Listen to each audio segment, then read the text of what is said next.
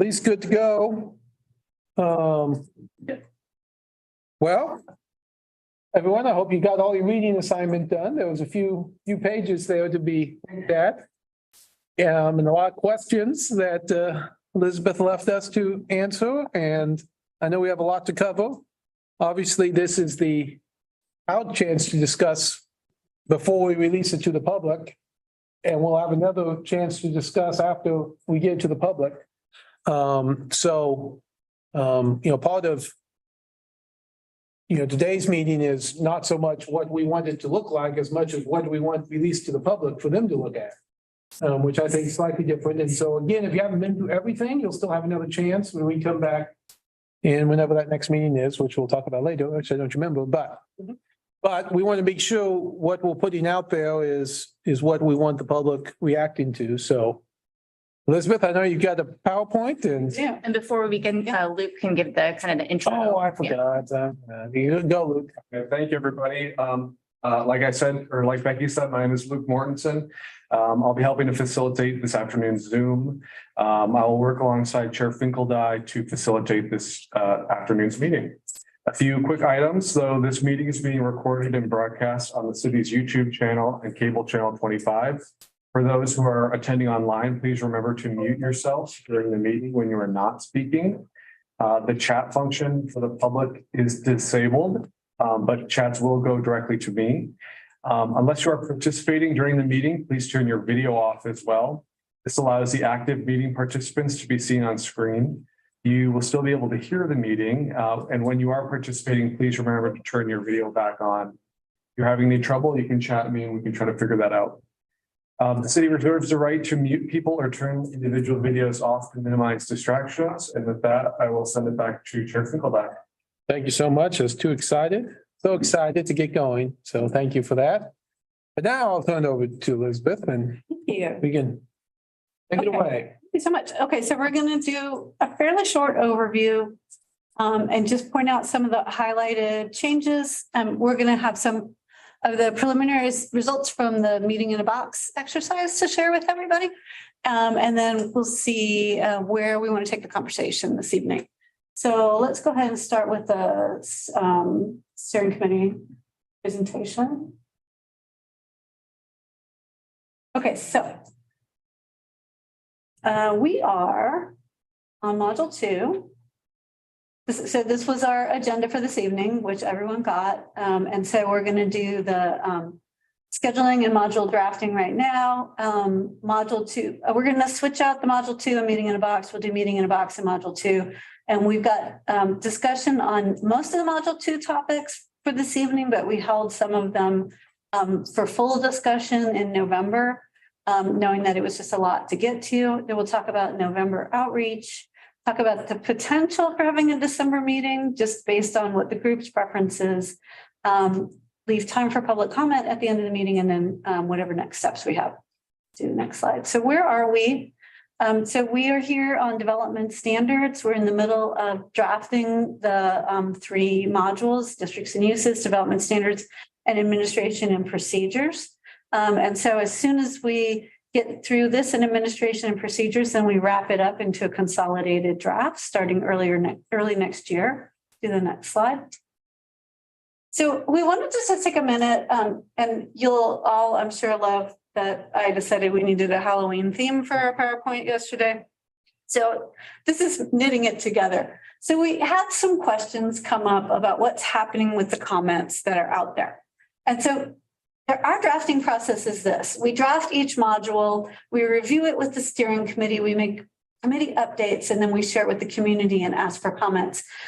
When we have all 3 modules drafted, we start creating a consolidated draft where we pull everything together.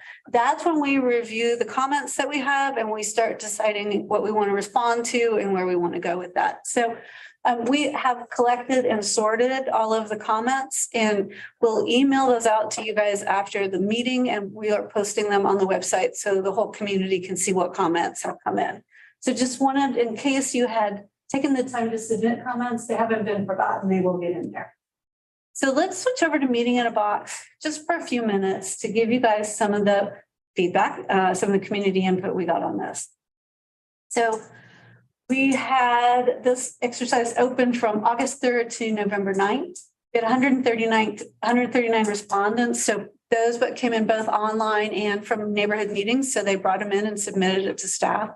And then across all of the responses we had more than 500 individual comments. So on a variety of topics in there. Let's go through and see. We summarized a little bit here. So the first question was, what neighborhood do you live in or most closely associate with? So sorted most responses to fewest responses. We got West Lawrence, East Lawrence, Sunset Hill, other. So could have been people that didn't want to name a neighborhood or didn't feel like they were associated with the neighborhood. Pinckney and University Place, Deerfield, and then downtown. And then we start really moving down into the responses across a number of neighborhoods, but only a few responses in there. And we're not looking for a good or bad here. We are looking for information. So just informationally, this is where we're hearing from. And then you can see on the right side of the screen, the neighborhoods that we got no responses from, just to let you know. So we asked in a word. Was there no responses from county residents? I don't think we left county as an option Okay. in there. Like they could. They could be other. Yeah. Okay. Yeah. So these were the top responses of what's the flavor, vibe, or type or description of your neighborhood. Just wanted to see how people see themselves. And you might remember when we had this discussion earlier in the year, one of the things we were reaching for was what is important in the neighborhood in terms of how it comes together or how it fits, and what is in this list that we want to see as we go forward. And this is a pretty broad list, actually. So we have suburban and we have low density, we have traditional, we have established, urban, eclectic, single family, walkable, historic, busy, and incomplete. And we did incomplete in orange because that was the only one that stuck out as maybe a little more, I don't like the vibe, or maybe they're still building it. So let's go to the next question. So what would you like to live in as compared to where you are? What would you like to live in? Some overlap here. So mature, convenient, vibrant, energetic, mixed use, low density, traditional, walkable, friendly. So for your convenience, on the next slide, we did the overlap. So these were some of our preferred descriptions, the highest ranking preferred descriptions. And here, even here, we have differences. So we have suburban and walkable, vibrant, diverse, complete, safe, single family, and friendly. So our takeaway from this is that many types of neighborhoods can meet these descriptions. They don't describe, one sort of monolithic neighborhood preference in Lawrence, which is, where we're going with the code, reflecting different things in different places.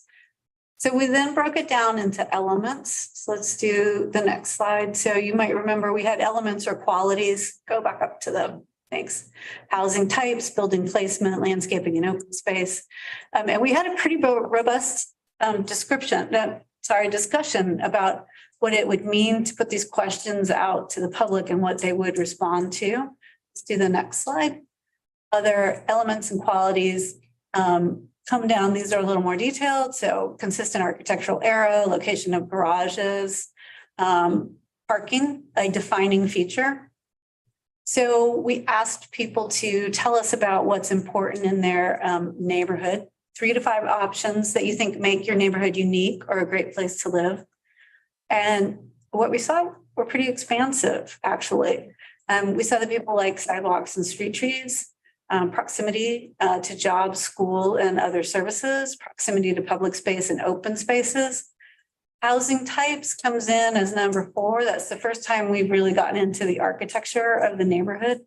And then we're back out to landscaping and open space, demographic mix. And then we start getting the responses start kind of trailing off. So building separation and placement, that's the end of our top answers. So let's flip to the bottom. So we've come down a little bit from the last one to here. So Consistently at this end, we have the more specific details. So is it architecture? Is it private open space? Is it garages, building height? What we thought was interesting in here was where parking ranked, second to last, as something that makes it a unique or great place to live. And so let's go to the next slide. We did a few takeaways from these responses, and we realized they're not scientific, but we think that they are informative to the project. So connections are important. If you go back 2 slides, Brody, connections are important. So connections, literally sidewalks, but then proximity to jobs and school and proximity to parks and open space. And those are all design decisions that we can make within the code in a variety of neighborhood types. We don't have to be one thing to get to the proximity that ranks really high. So then let's go back to that one. For the 5 top responses are about location and amenities, right? So the parks, it's the sidewalks, it's the streetscape. These aren't as tied down as we thought they might be in our earlier conversation. Our top 3 structural responses, so that's housing types, building separation, and building placement, can be regulated in different ways in different locations. So again, that is more of a flexible regulation. Elements that could impact the cost of housing construction, architectural style, garage location, building height, ranked lower than most of the other characteristics. And then hardly any of the respondents to this round are worried about parking in their neighborhoods. So that doesn't mean there aren't people, there aren't people who aren't worried, there are. But in this round, we weren't seeing it rank as high. So I think that's it. So we have a few responses to share. We asked for input. We'll share the entire list with you after we've cleaned it up just a little bit more. So we asked people, what do you think is a great neighborhood with a range of housing types? And these were the answers we got. And some of our respondent comments were like a mix of apartments, duplexes, and housing above small shops. We had, I don't think there needs to be a wide range of housing types. And then the streets just east of downtown are so lovely in this aspect. And then we asked, what do you think is a great neighborhood with many transportation options? And the neighborhoods in orange overlap the previous list. So again, we're seeing that the compact, more mixed use or adjacent to commercial uses areas are getting this positive feedback. And then we're seeing that respondents noted they'd like more transportation options, any neighborhood with more roundabout sidewalks and bike paths. And then I would like more biking options that don't involve busy streets. So those were some of the responses there. And then we left an open response box, and we'll share that out with the group after the meeting, and you can flip through it and see what people were saying. So before we go back to the other one, I just want to take a minute and see if anyone wants to look at any of the slides again. We'll share the PowerPoint with you. If you had questions or if just initial thoughts about any of it, or if we should keep going and then hold that for later. Yeah. Did you notice any correlation between types of responses in terms of, say, the qualities desired, the qualities perceived in their own neighborhood versus the location of the neighborhoods? Like, for example, did people, this is a complete hypothetical, right? Were there a lot of people in one maybe very suburban neighborhood who said, gosh, I wish we could walk to more places? Or was it kind of all over the place? We haven't done that level of detailed analysis yet. We were pulling it together to get you guys the summary. But I think we asked everybody to name a neighborhood. So we can pull that apart and share it back out with you later. Yeah, not a huge rush, just kind of curious. Yeah, no, it's a good question. I don't live there, but I want some. Yeah, because there's this study by, I forget who it is, but Kinder Institute at Rice University, who found out that something like 40 to 60% of people in the Houston metropolitan area were living in neighborhoods that didn't have the characteristics that they wanted to. They basically found that a large portion of people do live exactly where they want to be and are happy with the status quo, but a large portion want something that doesn't exist. I found myself wondering if it was that responses were, I like what I know, so I'm already in an area that's got it and I want more, or I know what I like. I'm in a suburban area and I would like it to be something different. Yeah. I'd love to know the answer to that. It'd be really hard to pick that apart, I feel like, without actual interviews, But I think it's an important question though, that we don't assume Right. one or the other. Right, because the underlying intention has a big bearing on how we actually Yeah. explain stuff. Yeah. And I wonder, what the increasing housing prices, how they affect the responses. I couldn't afford to live in the neighborhood that is my preferred neighborhood. Yeah, I mean, I'm probably going on a limb here, but I feel like in Lawrence, the difference isn't as huge as it would be in, say, like the New York City area or the DC area, where like if you want walkability, you're gonna pay like crazy. Right. Here, it's not quite the same, it seems. It's not, but I agree with that completely. And because there's still room to build in Lawrence, it gives us some idea of going forward, some of the qualities that residents and future residents might want to see. Right. Yeah, the other way to look at that, the two biggest respondent category, Old West Lawrence and East Lawrence, gave us the most responses. And then when you said, you know, what neighborhoods do you like? Mhm. West Lawrence and East Lawrence, Yeah, you know, end up on the list, you Yeah. know, and so, you know, Makes sense. yeah, I mean, it makes sense. we will do some more slicing and dicing of the data. And we thought about reopening this one, but we think we're going to go with a new round. We think we need to move forward with more questions. So that's that. We'll share it out. Let's go into tonight's presentation. And I'm sorry that I am feeling like I'm rushing through, but I do want to give you guys plenty of time to talk. So, okay, so let's jump into module 2. So reminding of us our goals, opportunities to achieve city goals in climate change, sustainability, housing, economic development, and other community priorities, creating more predictable development outcomes, establishing a simpler, more consistent set of development procedures, and making the land development code more user-friendly, searchable, and easy to understand. So tonight, we focus particularly on Article 9 site and structure. There's a lot of new content in there. And then also a lot of content that we pulled out of the community design manual that you may have looked at and may not have.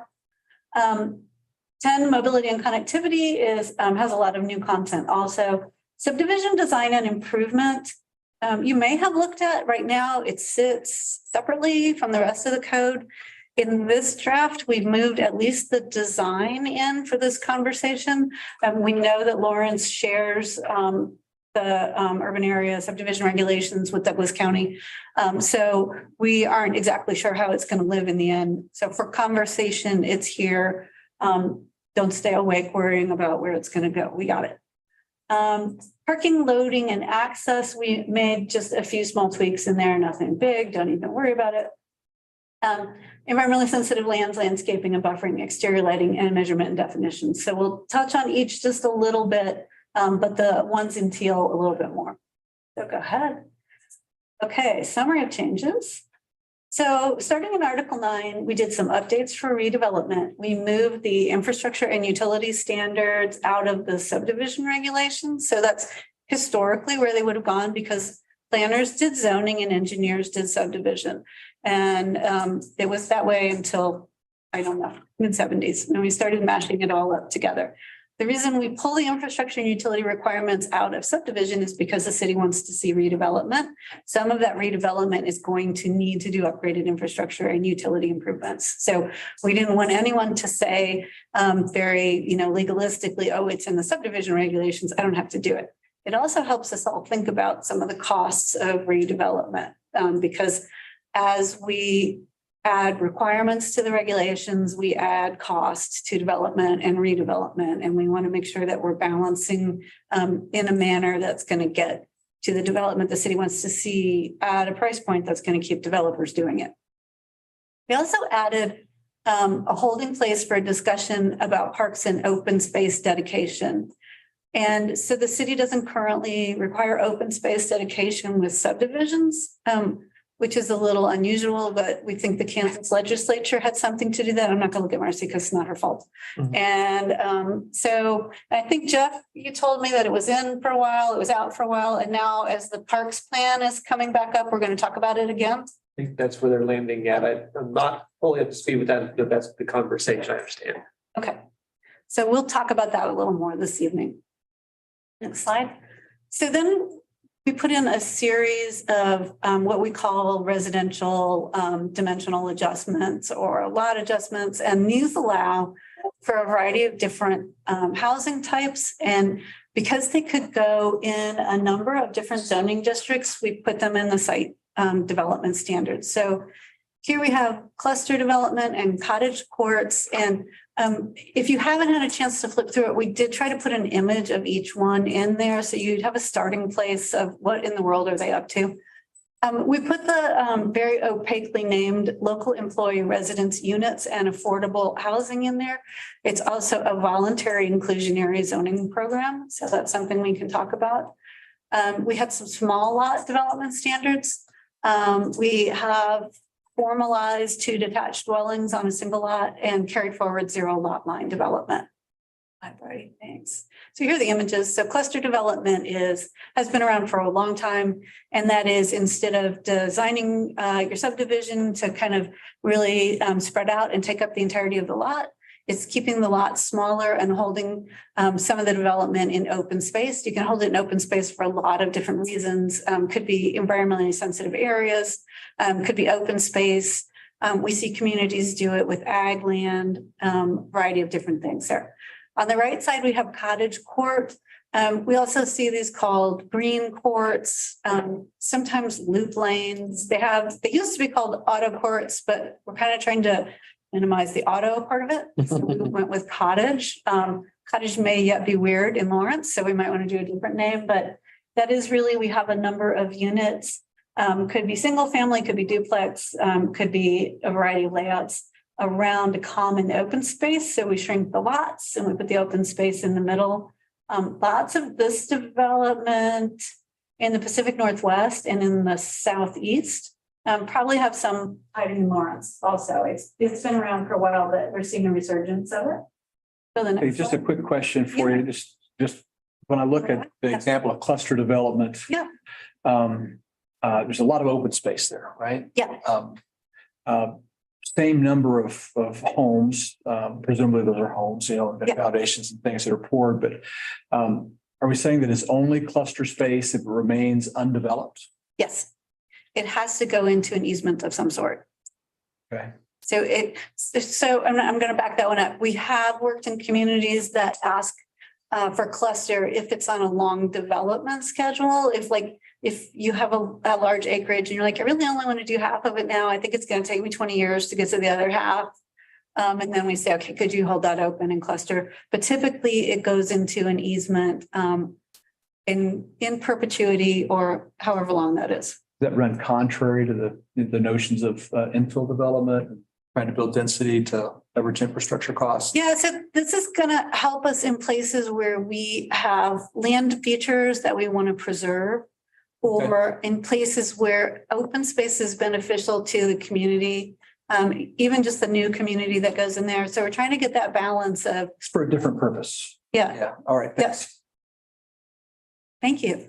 Okay, so the voluntary inclusionary zoning, the local employee residence unit, and affordable housing. So what that section does is say if someone wants to build units that are set aside through deed restriction as an employee residence, so that's someone who's working in Lawrence or retired from working in Lawrence, which doesn't necessarily have to meet the affordability requirements, but it's pretty much like a right of first refusal for someone local, and or affordable, which meets affordability standards within the city.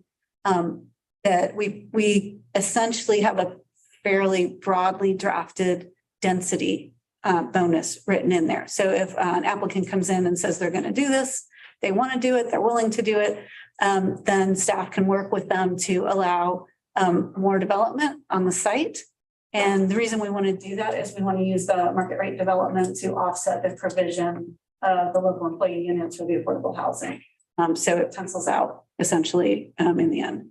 And the green box represents, One unit among many could be held aside. It doesn't have to be the entire development. In fact, most communities do it on a sliding scale. So, between 1 to 5 units or like 10% of the development. So not a ton, actually. We have some small lot development standards in there. Those units, not surprisingly, I believe are from Portland. They're fun and funky. We could do fun and funky also. The goal, though, is to allow smaller units on smaller lots. That is another way to get to more affordable housing. Explain to me, jumping ahead, why would you opt for that versus just change the zoning on those few lots? So sometimes I think you're going to have a lot that's within a bigger zone district. Someone is going to immediately jump to the spot zoning argument. It may not be the same lot sizes as the development around it, and we didn't want to have a rezoning process hold up the development. So we were trying to come up with a way to use this. It could be an entire development of small lots, but it could also be, a parcel that wasn't going to work well for other things where you could slide in one or two smaller ones. So it could be a mix and match sort of development process or layout. Okay. Does that answer your question? It did. No. So 2 detached dwellings on a single lot. I remember talking about this early in the project. The city has allowed some of these to happen. I think that the second unit was deed restricted affordable.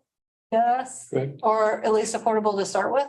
The lots, if permanently affordable. Permanently affordable. So this is not necessarily, it's not drafted as permanently affordable, but we can certainly make it go that way. But we wanted to get the regulations in place that say you can do this, and it could be through a variety of different sizes of units. It is not an accessory dwelling unit. It is 2 independent units. They go into different ownership. I think the one funky restriction on here is you almost have to be a corner lot or an alley lot. You need that second access for the second unit. Yep. Is the lot itself split into 2 separate lots, so it's fee simple ownership, or does this have to be done as a condo association? How do you have 2 different ownerships there? Yeah, it's set up so you can split it, but you don't have to. And you could condo it. I'm not sure why you'd have to condo it. The 1 unit per lot is kind of a zoning thing that we made up. So there are other communities that do 2 units per lot or 3 units per lot, and they say do it with a site plan and we're good to go. But you wouldn't be able to take ownership of it. Wouldn't be able to take ownership of the second one, so it would be a permanent rental at that point in time. So if we want to make it so you can take ownership, you can condo it. Makes it seem Thank you. closer to an ADU if you can't take ownership of it. So also, I think the 1 unit per lot was to make sure that we had public access to both. Yeah, and so Properties. this is going to take that requirement forward. So if you want to put that house on the back half of your lot and there's no alley access or no side road access, then that's probably going to be an ADU, not a second unit on the Okay. lot. I mean, then 0 lot line development, we carried forward from the current regulations. It allows you to scoot the home over potentially on a smaller lot. So it feels like you have at least more private space on one side. That's been around for some time. Okay, so then we added, we updated, we added, we pulled in residential design standards, pretty modest residential design standards. They definitely don't go all in the way you would do with a planned unit development or even the way you would do with neighborhood design standards. This is meant more to get at just some of the basics.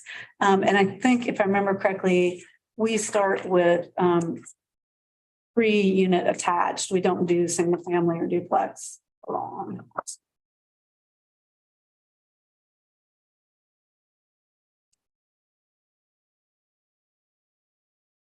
Oh, and I'm sorry, I didn't put a slide up there, but tiny home village, which will come up at some point this evening, I'm sure. Tiny home village, a cottage court can also be a tiny home village if somebody wants to do that. Okay, so the residential design standards. New residential attached only. So it does apply to duplex and townhomes or single structure multi-unit. So that's apartments. Doesn't apply to the single family detached. So what we focused on in residential for plan implementation is looking at a mix of dwelling units. So a mix of unit types required instead of having the more homogeneous neighborhoods, getting something with some mix of unit types going there. Some basic building orientation, not super complex, parking lot location, and then a little bit about distinguishing the architectural variety when you're doing attached units or multi-unit developments. We've got a little bit in here about garage orientation and design, which I think coming back off of the, at least the preliminary results of the meeting in a box, we may want to step away from. It tends to cause arguments that it may not be worth. Some more sustainability standards, sustainable standards related to materials, and then some sustainable project design standards. We have the residential infill standards. The goal of those standards is to reflect infill on lots that have been challenging to develop. And I'm sorry, it's also residential infill and redevelopment standards. So infill is a predominantly undeveloped lot and redevelopment is probably scraping something off the lot. And we gave you some definitions on page 214. So this is doing something within an existing neighborhood setting. So we're trying to do a little more to match character and make sure that the infill fits. Not too much though, just a little bit. And then finally, mixed use and not residential and non-residential. We pulled a lot of that forward from the current community design manual and then did updates to reflect the way that design standards are written currently. So let's go to the next one. So within the design standards and guidelines, as I went through just a minute ago, so we have the mix of dwelling types, or the site planning, and we have the building and something, the building and design standards. And sorry, Luke, there's no winning. So just leave it up there. You're cool. So this is an example of some of our thought process. So this is a piece from some work done by Opticos Consulting out of San Francisco. They do a lot of form-based codes and missing middle housing work. And this is from their missing middle site, missingmiddlehousing.com. And so we can see here that we have a mix of units working within a neighborhood setting. And one of the conversations that we've had as a group is how do we get people to picture what could happen? And how do we get them to not picture the worst thing that could happen? And so what we're thinking about in these standards is, a little bit of the aesthetics and a lot of the site planning and the mix and how they come together. Let's go to the next slide. Is that consistent with what we see in Tennessee and Kentucky? Streets close to mass, different kinds of, from single family to a multifamily apartment buildings all in the same space. Is that what we're looking at? Okay. When I look at that, that's what I think. Hey, that's Kentucky. I have some of that where I live. Yeah, exactly. And not all suburban neighborhoods would work like that, but there are equivalencies. And so part of taking this out to the public is going to be working with more images and helping them see that, in Lawrence, we got a lot of different stuff going on. Next slide. So we added some pretty modest sustainable project requirements to the site and structure standards. And we want to talk about what more do we want to do here that is not covered by building code or energy code, because those are outside of our purview on this project. So we have some requirements for when, like when dumpster sites go in, they need to account for trash and composting and recycling. That applicants should be thinking about how we minimize heat island effect, and that we should be looking at how we can do some on-site food production, particularly mixed use and multi-family neighborhoods. So we've got kind of that space AG image over there of a building that also has a forest in it. That's going up in Denver right now. And it looks like a cave at the moment, but I'll bring you guys a picture when it's done. We'll see how that goes. But we're thinking about that. How do we bring the green in? Because that's one of the most frequent comments that we've gotten from members of this committee and others about what's happening as the city looks at more density. We've also got roughed out some preliminary standards for adaptive reuse in non-historic areas. We're going to keep drafting on this one. Adaptive reuse is reusing a structure. It could be completely reusing the structure, it could be reusing parts of the structure. It is the greenest construction method that we have. The building's already there. But not all buildings can be reused. So we're thinking about where that goes. So in terms of sustainability and site structure, this is sort of where we're starting. So the next one. So then we have Article 10, mobility and connectivity. So we have some basic requirements for vehicular, pedestrian, and bike circulation for all developments that require site plan review. So we want them to come in and we want to see how are you moving people around if you're not showing that currently. We brought in vehicular circulation requirements from the community design manual and added new standards for bike access and circulation. Next. So we'll pull this map up. So as we're thinking about connections, this tells a little story about missing and existing sidewalks in Lawrence. And it is not necessarily the job of the development community to fix this. That when we do infrastructure requirements like bike connections or pedestrian connections, we are limited by cost and law in what we can ask an applicant to do for good reason. But if we understand how we put pedestrian and bicycle infrastructure in place, we move further down the road of making the community more walkable, more bicycleable, allowing people to get around in ways that are alternatives to a car. Even e-bikes for some people are more attainable and easier to get around the community. So this is some of the thought process we're having in this connectivity chapter. So in parking and loading, I was completely joking earlier. We made a big change. So if it wasn't immediately apparent to you, we switched out the regulations. There are now minimum parking requirements for residential uses the way it is now. There are maximum parking requirements for residential and non-residential uses. So we are doing the thought experiment of what happens if we remove the minimum parking requirement for non-residential construction. It takes up a substantial amount of a site. It's expensive. So how does this work? So regular residential parking is provided, correct me if I'm doing this wrong, in roughly the same amount as currently required. We maybe reduce a little bit, but residential, there's not a ton of wiggle room to take spaces out. Non-residential uses don't have a minimum, they have a maximum. And so parking can still be provided. Nobody is stopping development from providing parking. They can provide parking. But it's up to the developer to determine how much parking the market might require. We may not end up here. I just want to be the first one to say that. But it's a way to kind of shift this conversation from should we take away a few parking spaces here and a few parking spaces there to what's going to happen if we don't make anyone provide parking spaces? Are they going to provide parking spaces? How's this going to work?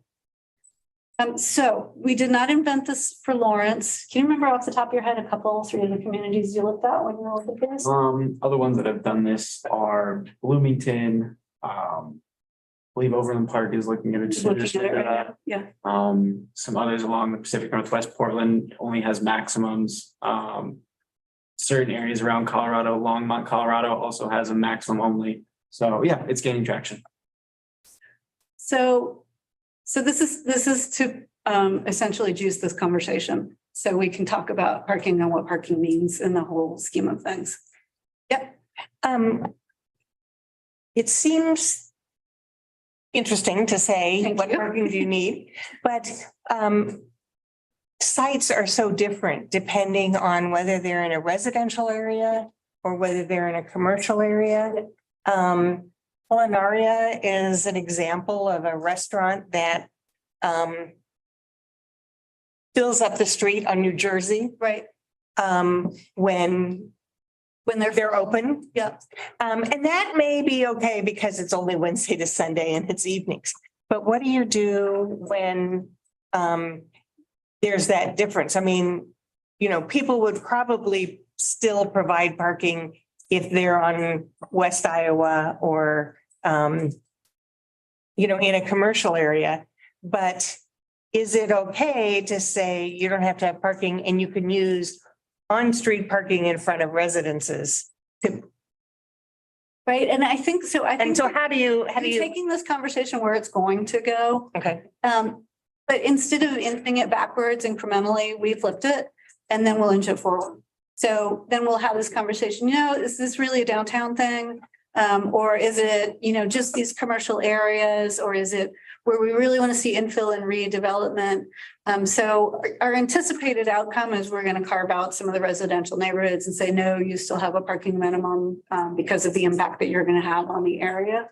And that can be something as a group that we start thinking through. Where is this really not appropriate? But we thought we'd start with blank slate and then move it forward that way. So thank you. Why not the same on residential parking? Why not the same on residential parking? Well, here, why not the same on residential parking? Because we've done a few rounds of the duplex parking impact on the neighborhood. And the fact that you've got that big university up on the hill. And I know they do their own thing, but a lot of them come live in the apartments off campus. If we want to be really provocative, we can do away with parking. I can't think of a city the size of Lawrence that has, but I haven't looked at the Strong Towns map recently. So we want to put it out there all zeroed out and see what happens. We're up for it. Is there a rate of scale like single family duplex can have no requirement and you have a percentage requirement as you get higher up in the number of units, or if you're a congregate living type use, you might have to provide 45% or 50% of dwelling units. Have you seen that? Yeah, you pretty much any way you can imagine doing parking, we've seen someone do parking that way. So if we zero it out, and that will bring a lot of people into the project, I can assure you of that.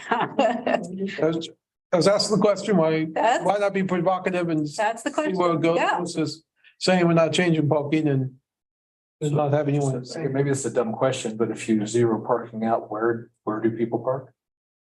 Parking will still get built because houses won't sell without parking and Right, but if you, spaces won't lease. right, so doesn't that force then cold days, rainy days, parking into the areas where parking exists, where it's kind of normalized for its own self? So are you saying that you're thinking like in some new development, developers are going to not do parking and then, That's what I thought I understood you to say. So yeah, no, Question. developers are going to do parking. Yeah, I'm sorry, Phil, can I put you on the spot? Are developers going to do parking? Absolutely. If you want to fill up your apartment complex, you're going to have enough parking for it, regardless of what the city says. It's just not required.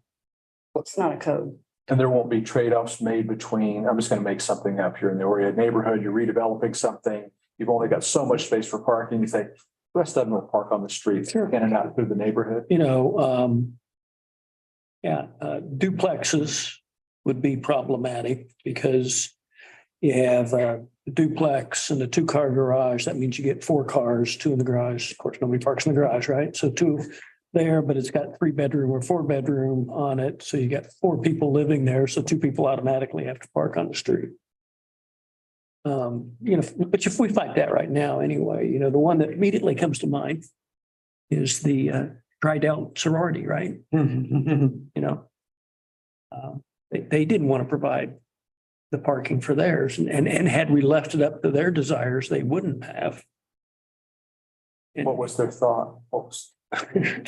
Well, Piece of property. and all the girls parked on the street right now. Okay. Because it was, the old house was, 50 years old. So Probably don't want to auger into it really deep right now. Yeah, no. No, but I'm also thinking in a brand new neighborhood. If you're doing a mixed use of types, and you have could a developer say, well, this house, which is right there at the, near the parking line and, on the bike path. Hey, I'll build that house without any parking. I'm going to sell it to someone who has an e-bike. That's what I want to do. And Fit that need there. if someone wants to try to build that house, do we want to say you can't do that? You can't build a house that doesn't have a garage? And I mean, I'm not, Mosey's looking at me, I'm not saying in. Well, I'm saying Establish. parking and garage are different, Yeah, you know, I mean, parking, having parking doesn't mean you have a garage. That's what I was yeah, looking. well, that too. I mean, I think that too. I mean, again, like some of the small lot houses, they don't have garages, they just have that's a driveway. Park in the driveway. Yeah. Or some of your standards already in here have a garage, but the setback is so small that you're not gonna park in the driveway without your bumper sticking into the street. So you've got one or the other. So again, that's the only thing I'm asking is, I mean, I could see, I mean, in the not too distant future, I mean, as e-bikes get better and, people do stuff, and if you have a good network, I could see someone saying, hey, I want a house that doesn't, and for us to say you just can't do it, I think it's worth at least asking in new development, not necessarily, They can lower the cost. But the crazy one is, there's parking stalls at Target and Walmart that have never been parked in. Exactly. So that's the other one. I think that's a maximum thing. I think we want to change that. And by the way, I think we want this code to, as a side note on that, for someone who owns whatever, the Walmart or owns, a shopping center to say, hey, this code now lets me go build something in an empty parking lot. Yeah. That I used to, I'm Keep all those spaces. yeah, I don't have to have those. I won't be non-conforming if I build something out there. Anyway, I just throw that out there. Again, I guess I would rather be a little bit evocative and see what people, I think I would too. at least see Yep. what people would say about that. Again, making sure they understand, like maybe around the university and established neighborhoods.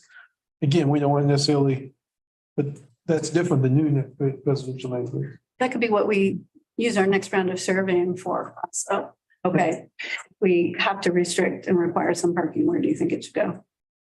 So one thing I think would be interesting about that is to see if there were any on-street parking. Because we've developed some clusters where the driveways are so close that there really isn't much on-street parking for a neighborhood. So if you don't have a driveway, you don't have a place, you may not need a car, but the person who's showing up to fix your plumbing may.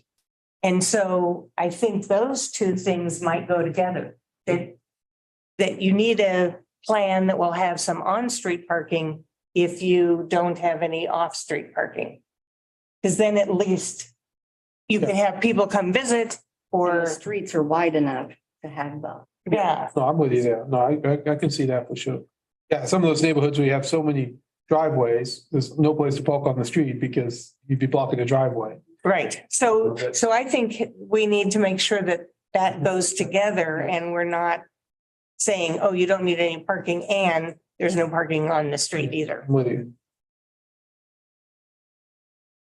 So I'd rather push it a little bit and see what. Yeah, we can push it Assume that with- everybody's reading this. with the caveat. Anybody else want to weigh in? Well, on you can push back too. Also push for being slightly more provocative, especially because that would be totally in line with what happened in module 1, where essentially we got rid of exclusive single family zoning, which is provocative. So I think, We haven't provoked anybody yet. yeah, exactly, right? So far, so good, right? So with big box and company parking, we pay stormwater fees Mhm. based on parking. So just be aware. I want to see it minimal, but it's going to affect stormwater and fees. Okay, certainly we're not flooding our entire stormwater program on target over parking. Maybe. We get a chance to talk to them tomorrow, so we can ask. Companies are paying a good share based on their parking. So you're saying that some companies might say, hey, give me a small parking lot because I don't want to pay my stormwater fees. I'm gonna think they're gonna go for the customers instead of saving the stormwater fee. You may have a service industry that you don't have customers Yeah. coming into your. Okay, so then why do you need parking lot? You still, there's still rules that have. They were required when it was built. They were talking about having a maximum instead of a minimum. Yeah, yeah. And then you would get to decide. And hopefully whoever bought your property next. And it would be nice if we'd all agree to just stay the same age, have the same number of Yeah. kids in the house. Not change, then we could design this to fit. You had me at stay the same age. Okay, so we'll rewrite this to do a maximum for everything. But we'll add in some sort of exception for places where there's no on-street parking. So we'll have to figure out what a measurement for no on-street parking is, like driveways within a certain distance of each other. Not no on-street parking just because it's already parked up. It has to be like, there's literally Right. no space there. Okay, I should probably clarify my support. I would support taking away minimums, but I don't know if I'm quite ready to put maximums on because I feel like that will get the pitchforks and torches out. If you start to say like you can only have 2 spaces for your cars and your lot, people are like, what gives you the right? You know, I think once you start infringing on people's castles, you start to get much angry people. So Well, yeah, I agree, not maximum residential, I agree with that. yeah, I'm okay with maximum for commercial stuff. so for residential, we don't want a parking requirement, period. Is that where we want to start? Yeah, I think so. I mean, it sounds kind of loosey goosey, but I mean, you're halfway there anyway, right? That does follow some of the models we modeled this off. Okay. Yeah. I feel like if I remember correctly, the patron saint of parking, Don Shoup, I don't think he actually recommends max parking requirements. I think he just recommends getting minimum unless he's changed his tune since 2005. Well, he's one voice in the crowd, right? And he's a good voice in the Pretty good crowd, voice, but yeah. we're trying to balance a bunch of different things Yeah, here. with the maximum, I think it's cool. But Yeah, okay. Okay, so it's gonna be, We like block blocking. You're zeroing out residential parking requirements. That's. for a few months until we have everything. Yeah, I just want to make sure I understand where Yes. we're going. If you want to schedule your vacation for now, Okay, I so don't answer the phone. if you zero it out, then that would work for redevelopment, right? So I'm talking about the Oread neighborhood. So if you say you don't need any parking requirements, can everybody redevelop to a standard that means that there isn't enough parking even for the people who are there? When I live on the block that doesn't have an alley. Okay, on-street parking, we're very lucky. We are the only house on that side of the block that has a garage. Everybody else is dependent on on-street parking. If you say people can redevelop, right now, I can't have book club except in the summer or Christmas vacation because the city is taking away the parking in front of our house. so let's think about that for a second, Marcy, because Okay.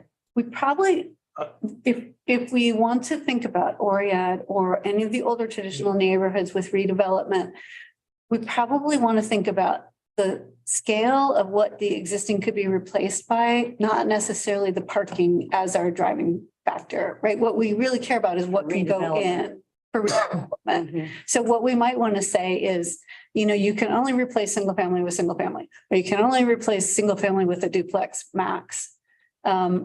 Instead of letting the parking be the thing that leads Well, in we there. don't have much single family anymore. Okay, I mean, so that's not where we are at. We're at, you can have 7 units per lot. Well, I guess when I made the statement, I was thinking more about new development versus redevelopment. and we have done parking that has a new development, has these standards, and redevelopment could go in our exception column. You cannot make an existing situation unlivable. That's what I was thinking. Okay. We might get more provocative later, but I think. So Okay. summarize that one more time. You're going to split out redevelopment from new development Yeah, with respect to parking standards, respect to parking. residential parking standards. Yeah. Yeah, so new development will have requirements. Redevelopment, we will have to come up with something Redevelopment will probably live pretty close to the current parking requirements because that's what it was developed, what most of the neighborhoods were developed to, or something along those lines. And, Figure that out. and the sections of redevelopment that you've put out there now, I mean, the setback should be the same. You don't want, you don't want whatever you're redeveloping to stick out like a sore thumb, No, right? And so same thing, I mean, I don't think we want, house with a driveway, triplex with no driveway, house with a driveway. I mean, so in the same way that I think, this Oh, it's not really is a good. way of saying what I was trying to Yeah, say. what You want to drive it by the structure, Yeah. not by the parking. exactly, And if we limit the redevelopment structure types in the more traditional neighborhoods to, if they're not single family, to whatever's there, to get a picture of what's there. I feel like I am like, I know, I'm so sorry. I don't think we're gonna end up here, Marcy, but we're gonna start here. It's fine to have this conversation, but people need to realize what happens when they set standards. And so one of the things that I'm concerned about is we all want mixed use development. And it can be exciting. And I live in the Orient neighborhood and have lived there for a long time, right? So it's not like I'm against other things going on, but I've also seen that you don't get mixed unit development by saying you can have 7 units per lot. You get 7 units per lot, and everybody over time, I have the little Orient plan with all the punches of the houses that have been torn down. And so you lose things. So how do you get mixed development? And have that mix without everybody trying to get Maximum. maximum. It's frankly kind of hard to support that without the density you need to support a walkable neighborhood. There's a reason that grocery stores on a neighborhood scale don't exist anymore, partly because of the grocery industrial complex, more or less, but also because family sizes are smaller, density is lower. There are fewer people living in East Lawrence than there used to be back when family sizes were kind of huge. So there's not really the foot traffic that you can get to support it. I think Orient's probably the closest that we have and actually a neighborhood that's getting close to foot traffic being able to support local businesses like Bullwinkles, right? There's opportunity for better than Bullwinkles. But we don't have a grocery store. You know, I think Nick's saying you have a bar. Nick's saying you have a bar. Yeah. If I can have a 3-2 bar back, I'd take it. Okay, so yeah, 3 blocks from Dillon's, but Marcy, let's back up a second. We're what? you're 3 blocks from Dillon's, right? It's in 19th and Orient goes down to 15th, 4 blocks. Well, the people on the corner are 3 blocks from Dillon's, Okay. which is different from the. So the thing that you've said a couple times now that I think might zoom into the concern is the amount of redevelopment that's allowed per lot. Can be life-changing for the Orient neighborhood and for other older traditional neighborhoods also. May not be life-changing for something that's not built yet. So I think the question there that we need to come back to is, are we going to look at this code and say where there is existing development that is in a certain pattern and a certain scale, that 7 units per lot may not be appropriate? So it's really about what we're allowing in the uses in the zone districts, and then the parking should trail that.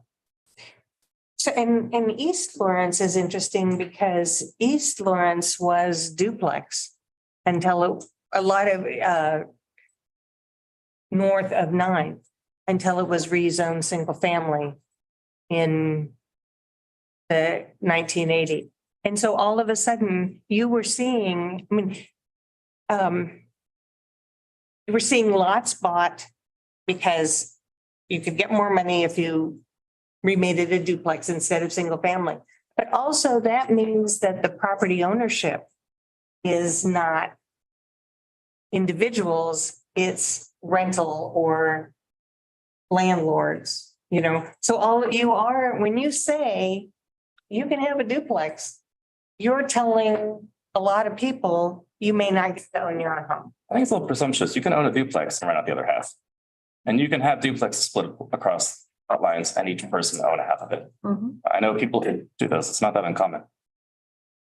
Just because there are rentals doesn't mean that we should prohibit all duplexes, right? It seems like, just prohibiting housing type based on the fear of the worst case scenario, right? This is not the worst case scenario. This is what we saw happen.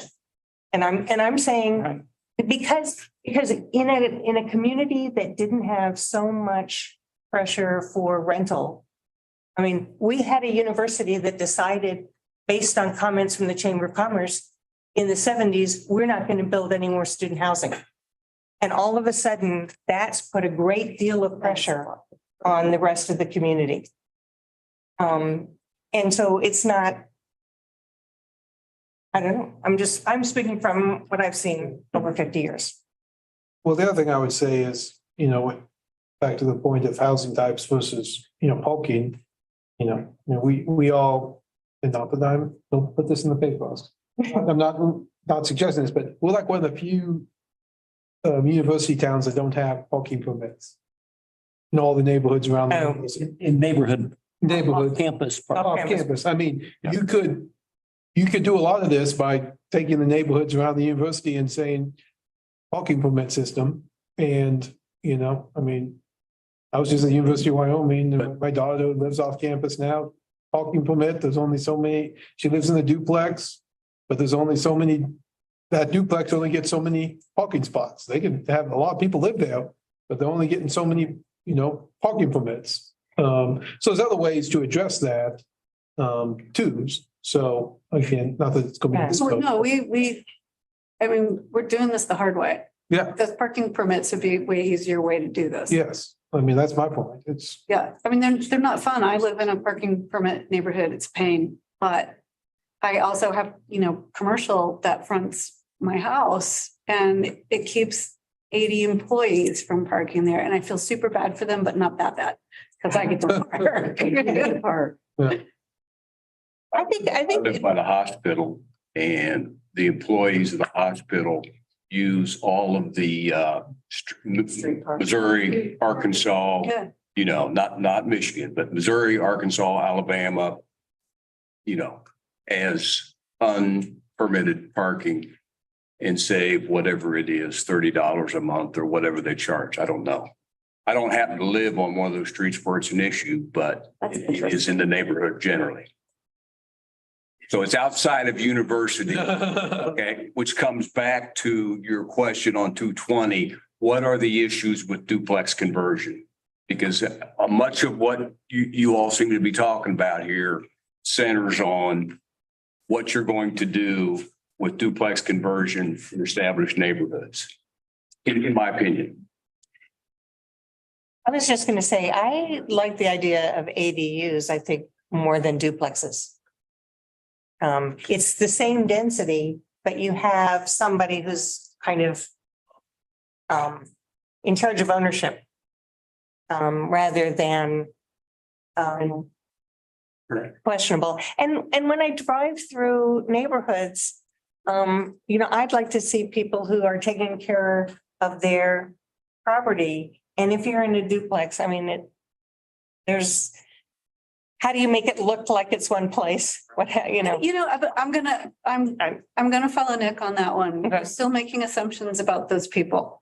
And there are plenty of well-kept duplexes, I'm guessing. No, it's not kept. But it doesn't, making it all like one unit is a preference. And then you get into the HOAs, which that's what I have.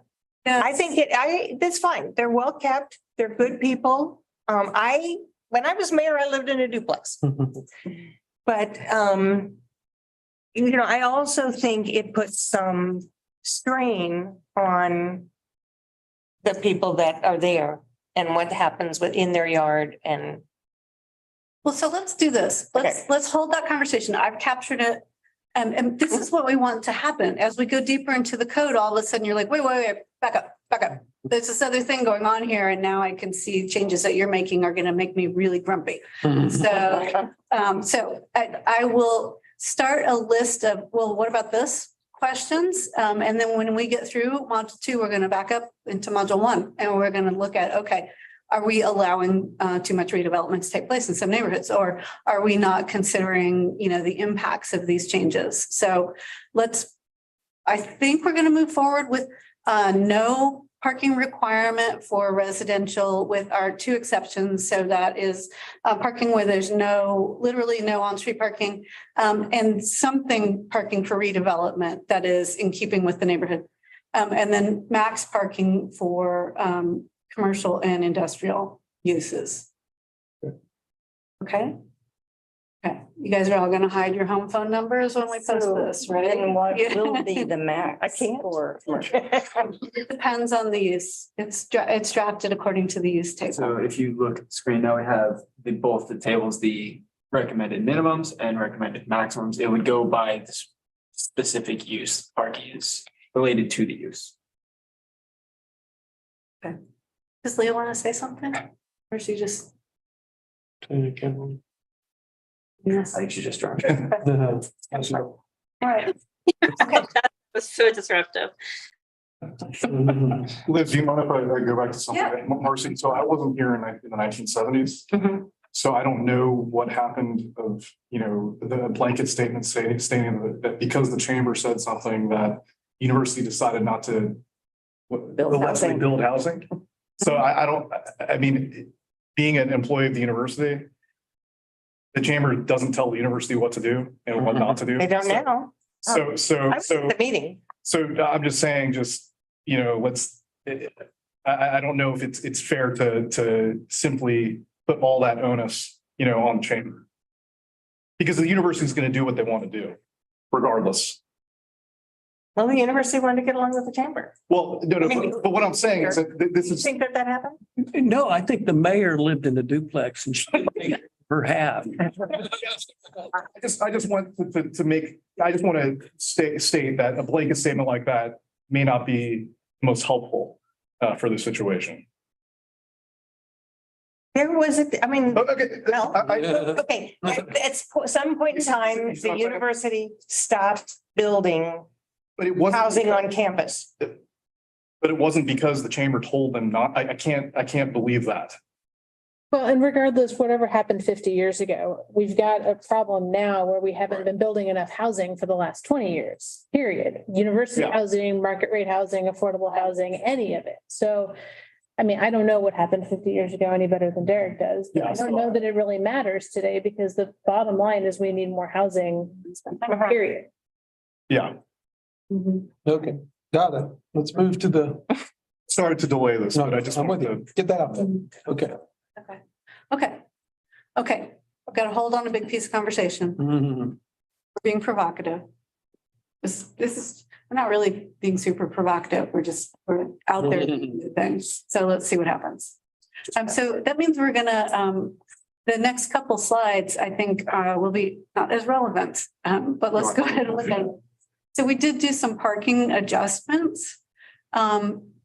We're gonna pull them and put them off to the side. It would affect minimum parking. You're allowed to reduce minimum parking where there's shared parking or offsite facilities or parking close to transit, senior housing, or on-street parking. So we'll just cut this stuff out and hold it, and we'll see where the conversation goes. Yeah, Is parking areas close to transit more or less? it's a reduction for vehicle parking. So we don't have people who are driving their cars to catch the transit? So the way it would work is if you built residential next to Oh, okay. All right. transit, and it can't just be like a little bitty bus stop. It really needs to be some form of transit. Okay. So if we come back to the residential, we'll go explore these, minimum residential, we'll explore these again. We do have some EV charging station requirements. It's a preliminary requirement. So what's going to happen with EV charging is the next iteration of the energy efficiency code, energy code, will take up EV parking. So it won't need to be in zoning anymore. It will become part of the entire suite of building code regulations, and they will regulate how many spaces need to be EV and at what charging level. So we've got a placeholder in here. We know the community wants to see EV parking, but I think we're going to have to, in our meetings tomorrow, figure out when the city will adopt the next energy code and how that will play out over time. not challenging that, but I find myself curious why this particular attribute would be something that we would regulate, require, and others we would let the market decide. Because the building code people decided to do it that way. So if, and I'm sorry, that was probably a little more sarcastic than it needs to be. Why would we put it in code? We put it in code. I think your question is valid. What happens is when you put in that particular EV station that we're looking at in the picture and you've ripped up a parking lot to do it, it's super expensive. If you put in the conduit before you pave, it's very inexpensive. So I think that there's a great policy discussion that is above my pay grade about why would we even do that. If we decide it goes in code, it's always better to give people the heads up so they can do the least expensive approach to And it. I'm not pushing back on having them. I'm just, it's curious Yeah. about why one instead of the other. Yeah. I've had several out-of-town pre-application meetings for out-of-town developers who expect that we have a local EV charging percentage. It's the way of the world. Good. It's the right direction. It is, particularly with the three, with the American car manufacturers all switching over. The other thing is, Meetings like that. not necessarily in a commercial setting, but in a multi-family in an apartment setting. There's an equity issue here, that is a place where tenants sort of have the least say over what happens. And as we see people driving more electric vehicles, we want them to be able to charge at home overnight, so they're not pulling off the grid in the daytime. And so if we do nothing else, we may want to talk about requiring some minimum amount of charging in multifamily development. But I still agree with Gary's first premise that it's market driven. Okay, I mean, if I want, if more and more people are driving electric vehicles and I want my apartment complex to be very attractive to those people and pay the kind of rents they are, then I'm going to go in there and I'm going to put in the charging stations. And the people that don't do that are not going to get, so it's totally market driven. The apartments that are less expensive and those people still have electric cars, that's kind of like the donut hole that. Yeah, but I don't buy the argument that it's hugely expensive to come back in later, and put an EV charging station. No, I mean, That's not $1,000 more, but you would be surprised how vociferously people will argue with us over those few $1,000s. Mhm. I mean, the same people that will also argue with us that bike lockers are too Yeah, expensive. but I mean, that doesn't help the argument that, I mean, we just agreed that we're going to allow parking as a whole to be market driven. And then this one little piece you're going to take out and not be. I mean, what's our philosophy? Is it one or the other? Well, the thing is, it's going to be out of all of our hands the minute the city adopts the new energy code. It's going to happen. So I don't feel like I have a dog in this fight. You guys have it's a policy issue. If we don't want to say anything about it in this code, we're going to hear about it from the community. But we can say that's going to be fixed in a few years or however, whenever that code gets adopted. From a policy perspective, it makes sense to have a requirement. I get that. My question was really about using that as an example of when do we decide Right. market versus requirement. It has me wondering though, I think tangential, how about requirements around solar energy or other forms of energy production? We have not in this draft required it. I think the one thing that we might have done, and I can't remember off the top of my head, is do some solar orientation language. So We do. Um, Got one yeah. comment in there. requiring a structure to, in some circumstances, to be oriented. Solar to- ready. Or Not just necessarily oriented. oriented, so that you can take advantage of east-west sunshine. Is the question about how prominent that would be in our code, is that off the table at this late stage? I bring it up because we're in the middle of discussions on wind energy, commercial wind energy, and a solar project's coming, and the comment that's made regularly is, this all is going to end up impacting rural. What's urban's contribution? The urban area is what's driving the demand for energy? What are you doing to contribute? And if we don't have some of that thinking and what we're doing is we write this code, I really think we're missing an opportunity that might not come around again for a dozen years. So we will take the group's lead. Where do you guys? Can I make one more comment about that?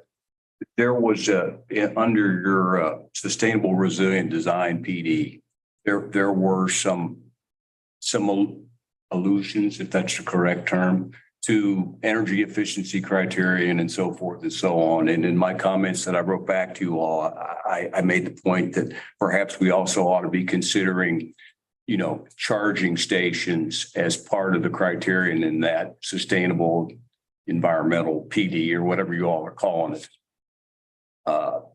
Because I think that in order to qualify for that, we have to meet community expectations, which include solar canopies over parking, I think. Okay, and the availability of charging stations. If you're going to give a sustainable, resilient design PD, then you should meet those sorts of requirements, in my opinion. I don't know where you fit in the spectrum of enabling to requiring, but something, you know, that at least recognizes that need. Well, yeah, well, the PD is, I mean, that's a voluntary thing. If you want to go for a PD, you know, you need to, to meet these criteria. So then I think that where Gary is where are we going in terms of voluntary renewable energy? Where are we going in terms of mandatory renewable energy? Is that where you were going with that, or what are you thinking? I'm thinking that, and I'm not sure I know exactly what the solution is. Again, I don't know where on the spectrum it falls. Right. I'm not a giant fan of requiring something for everyone, but I'm absolutely a fan of thinking about this from at least enabling. Like you made the comment, it's way cheaper to run conduit as you're building than it is to try to tear up a parking lot and install it. We have that thought that we want to enable, even if policy goes to requirement later on, how do we enable that? What should we be thinking about and talking about right now that allows solar on every single rooftop, solar That's across solar every single ready. bit of paved ground? For new development. You'd have to change the Kansas statutes because right now, I mean, the other thing that happens is distributed energy is great, but it's much more difficult to handle because you know, every time you create energy, you have to be using it. So we have a restriction of like, what, 2.5%? How many solar? Yeah, can be, that you can have in Kansas. And that's fine. And we're at this kind of beginning place, right? It's an entry point in the conversation. And there's going to be a lot of restrictions. They'll get in our way and they'll impose themselves. I don't think we necessarily need to impose them today, but the point though is if we have that as a mindset, as we think about this, we're asking that question, maybe that leads us someplace. Could we go somewhere in the middle and say it's an incentive? Like say with the workforce housing, right? If you add one unit, you can do more stuff than you would the rest be allowed to. If you add solar panels, you can do more stuff. I love that too. I'm not saying, and I don't know where we are in the spectrum of it. I just offering that we think about that as we're going forward. Yeah. And I'm also not really a fan of requiring stuff that's driving up the cost. Yeah. That one's just kind of exactly what California's been doing for years now. It's like, I get the intentions, but we see the results. I'm not sure we like the results, you know? We'll find our way. Yeah. Okay. So, I just want to be weirdly specific here. I was under the impression that you guys don't get enough solar. You can't produce enough solar energy through the winter. To make this, there's plenty. Okay, I thought wind was more efficient in Kansas. Lots of sunlight. Okay. All right, so we want to look at, so let's, for here, let's do this. We want to look at, so accessory solar, so something accessory wind and solar, just me, my lot, doing my thing. And then something at a larger scale, maybe my business. Maybe a couple, 3 lots, not necessarily a full-on district or utility size. And then we get to district energy or utility scale energy. Do we want to look at everything? Well, it's what Marcy's saying. Right. The state law is it limits a lot on solar. on solar. Does it limit on wind? Well, it does to certain extent, There's very little but personal. not Right, megawatt. right. And the whole subject of net metering and how it all fits into the grid, the management of it is evolving. I Right. get where I get that there's limitations today, and that's great. Yeah. But we're smart. We can think about how we enable for an environment that's going to be changing over time. Eric, can you do personal? But our state may not. The regulations for that are such that it would not work unless you had a pretty darn big lot. So The setbacks. for all practical purposes, you can't do personal wind in lawns. Yeah. You'd have to have pretty darn. So you can't put wind and solar in. That's my point, yeah. You have pretty darn big. And it's pretty ineffective, from what I understand, at this point in technology. Got it. I, Fast. but I mean, you lump the two together. Yeah. Okay. So we tend to write them separately because they use different technology. Mhm. So we can give the group a more expansive set of regulations to look at, and it's gonna have to have language in it that says at such time as the legislature makes changes. Yeah. You know, you could do it now. There's, You can do it. there's The cap. We can. Capacity. Think about it and table it. But if you said everybody in Lawrence now has to have solar, I think we'd be reaching that. Oh, of course. That's not what I'm saying. Yeah. Just saying, let's introduce that idea as we're thinking about having a part of the conversation. Wherever we can, incentives would be. But yeah, that's what I was gonna say. We're gonna look at it as incentives. Okay. There's a spectrum. So Evie took us down that road. Let's come back. Come back. Yeah. These are right. Bicycle parking. Because they. Bicycle parking and design requirements. So we took these requirements from the Association of Pedestrian and Bicycle Professionals and updated the city's current bike parking and design requirements. With getting to some improved bicycle infrastructure. I have to say, I cannot lift my bike up onto this wall rack. There is within what we've drafted, there is no more than 50% can be on wall lifting of the bike. Thank you. I'm So gonna go there's at apply least that to our 50%. building back in. Yeah. Okay. Okay, so this I want to say it shouldn't be a big deal, but there are short-term and long-term parking requirements. So we're looking at people who are there for the day and people who are there overnight. And just from experience, we tend to get pushed back to long-term parking requirements.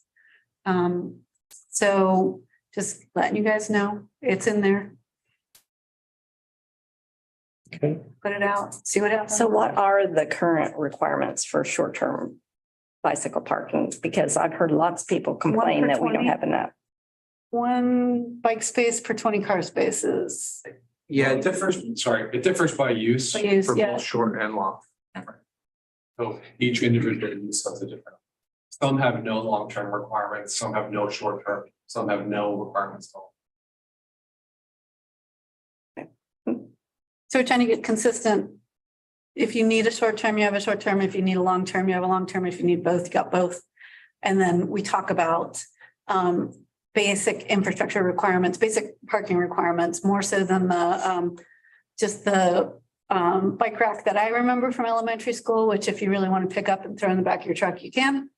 Something a little more sunk into the ground. So downtown has what requirement? So downtown has no parking requirements for most uses. That would include bike. And that. So that's the reason I get lots of people complaining to me about that. Because they want more bike parking downtown. So our question there would be, how would downtown respond to that?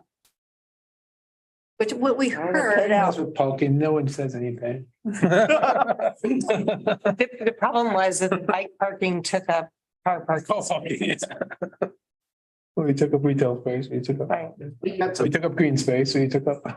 Couple of spots where that occurred. We took the bike routes and they're actually in parking spaces in certain blocks. I can't already more off the top of my head, but that was something that was done 5-7 years ago at this point in time to have that conversation. I think there's also a few of the light poles that have the That's stuff control. where you can lock up to, but I don't think they're on every pole. So since it doesn't seem we're going to be getting too into the details after this presentation, there's a couple of things I want to kind of bring up now. It looks like we're kind of running out of time. Okay, so there's long-term parking requirements for bikes for eating and drinking establishments, amusement, retail. I'm one of the probably biggest bike advocates you'll meet in Lawrence, and I don't think long-term spaces are really necessary at these places. I mean, maybe for employees, maybe, but for the most part, the majority of people visiting these places are going to be short-term. So I feel like in the spirit of trying to reduce development costs and make things easier, of all the places to provide long-term spaces, I don't know if that's really the one necessarily. So a couple of other ones. There's a couple of prohibited type of bike racks that frankly work perfectly fine. There are some really silly ones that are very artistic that are totally useless, but those aren't actually prohibited here. The ones that are prohibited, I was like, I've used these and they're totally fine. I've gotten bikes stolen from multiple kinds of stuff. That's not, doesn't really change it. Okay, so we're going to prohibit artistic and useless. I also think that there's a whole definition or like a size requirement for cargo bicycle and bike trailers. I do have a cargo bike, but there's also like no requirement for these. So it's like, we're defining them, but like, if you don't require anybody to have them, and may as well just be, like who cares numbers, right? It's gotta be 10 feet long, like for the spaces you don't have to build, so who cares? So like, unless there are specific requirements for cargo bicycle parking, and I don't know if there really needs to be, honestly. I don't think we really need that definition. I also think that the alternative bicycle parking could be allowed to be shared parking like it is for cars, especially for long-term spaces, which are kind of annoying to build sometimes. But at this time, it doesn't look like there is options for shared bicycle parking. So, Look at that. I want to go back to getting rid of long-term for Residential, central. eating, drinking, amusement and recreation and retail and service uses. So no, reason for the long term there is these are minimum wage jobs. yeah, I think you're right. I think in terms of that, and I wasn't thinking about that at the time. I was thinking of like the higher proportion of people who miss the buildings, but yeah. So you're what right. is long-term over 8 hours? Also, I'm not gonna like ticket people for this, but it's essentially if you need to store it and keep it for a period of time. When we move into long term, you're moving into safe storage for the bicycle. Well, that wouldn't be on a street anyway. It's not. It's not on the street. Yeah.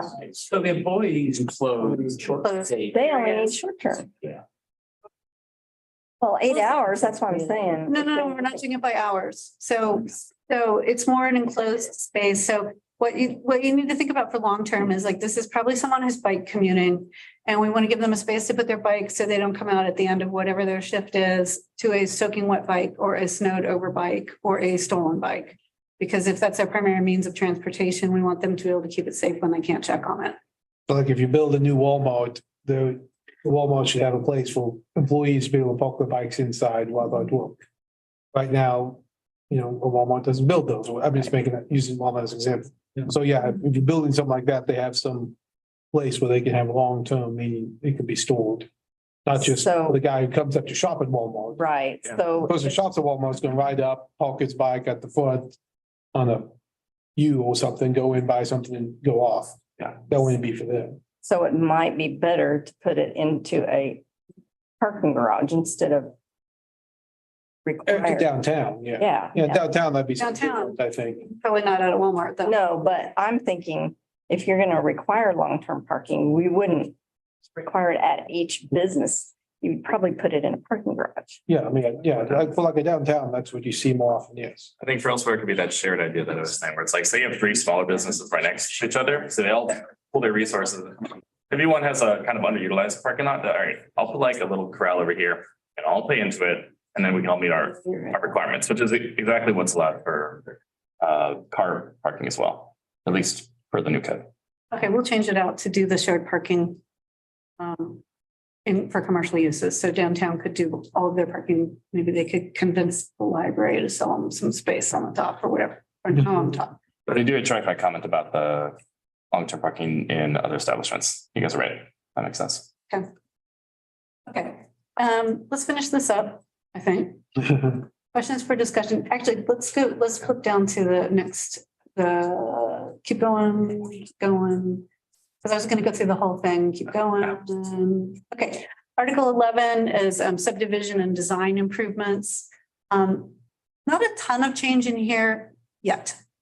We have meetings tomorrow with various groups within MSO to talk about how the current regulations don't necessarily align with their specs and design standards and some of the things that need to come into the code that they're doing that it would be really beneficial to let applicants and developers know about.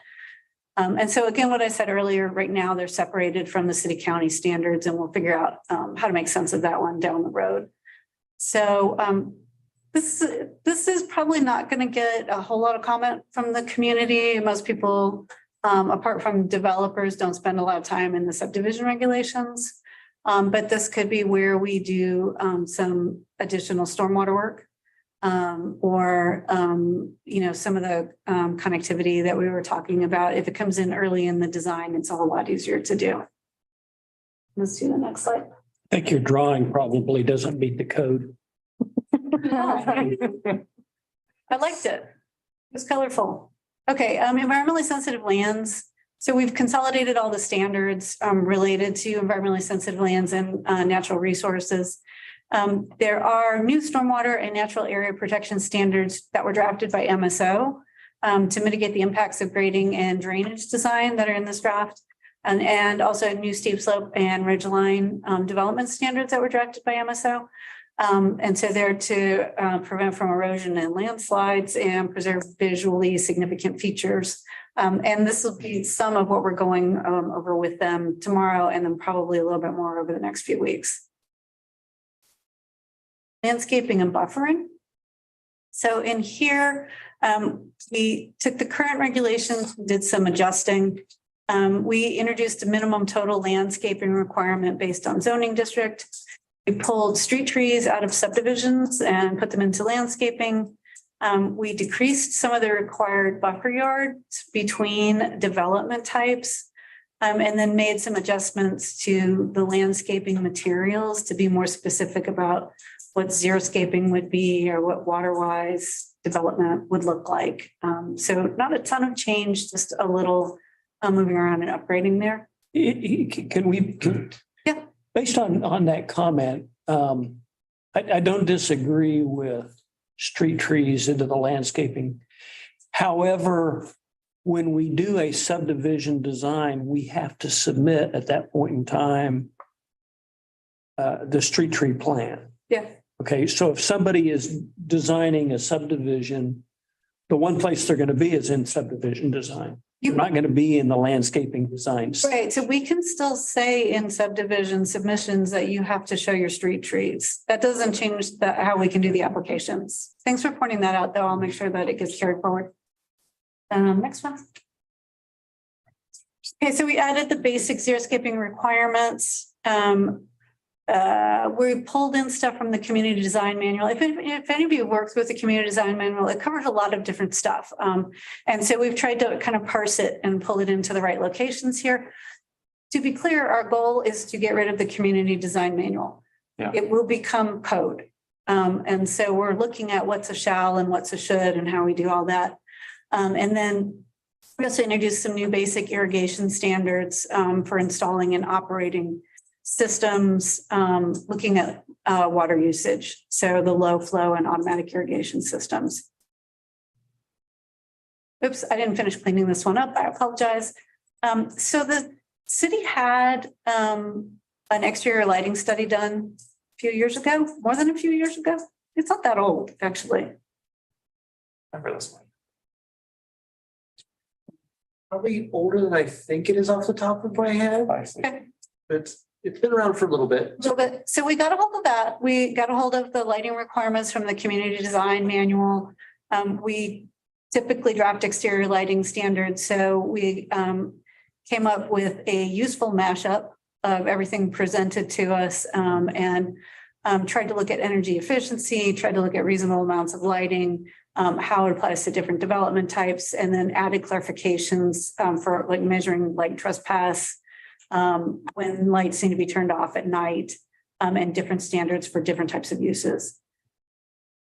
That's it? Okay, so that's the overview of everything except measurements and definitions, which are what they say they are, measurements and definitions. And we've been working to update those as we go. So we have another meeting set possibly for the ninth, or for the 9th, definitely. We didn't know how far we'd get tonight because it's so much content.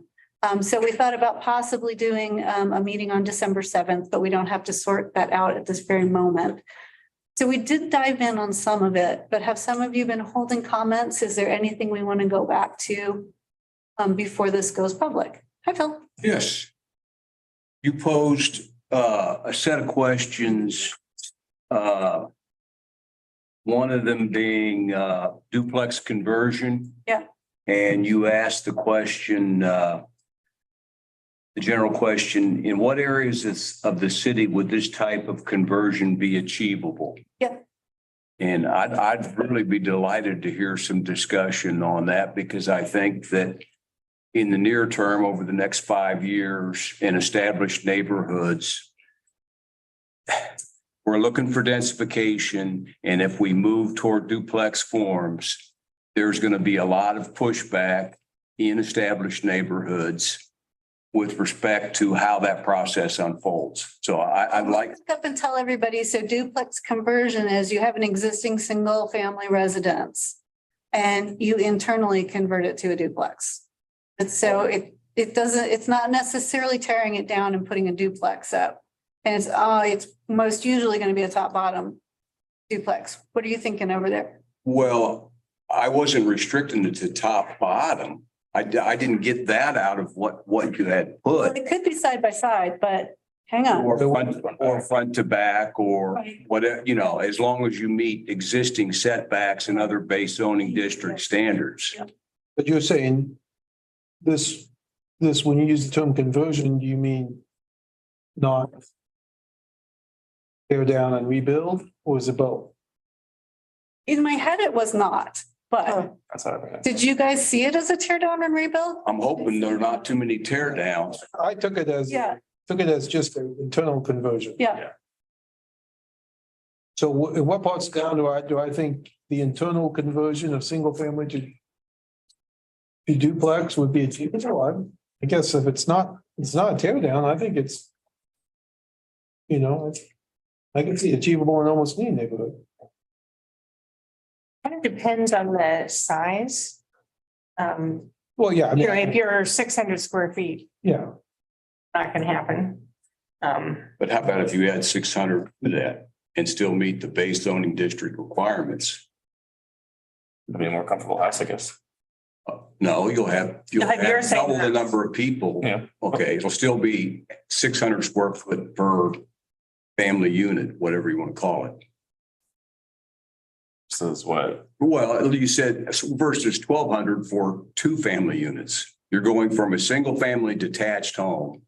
And I want to put 600 square feet on the back of it. okay, Okay, and convert it. You know, 2 situations. Either I own it and live there, or I'm already renting it and I want to double my ROI so that I'm going to add 600 square feet onto the thing. These are the questions that established neighborhoods are going to face and that need some direction to clarify them as far as I'm concerned. So, and how are you getting access to both of those units? The front door for each unit shall be located on a separate building facade. Only one front door shall be visible from the public street from which the residence is addressed. I thought that was a little silly. It sounds like it's shameful to be a duplex, you know, like, don't show your second door, man. You gotta put that on the side. We don't want anybody around here knowing it's not a single family house. I think it's a little silly. And also, we had that exact situation come up where the historic preservation said, we don't want these to be on the same facade. So move it to the side. They moved it to the side. They're right next to each other. And now, if you had a doormat in front of your house, it would be on top of the other person's doormat.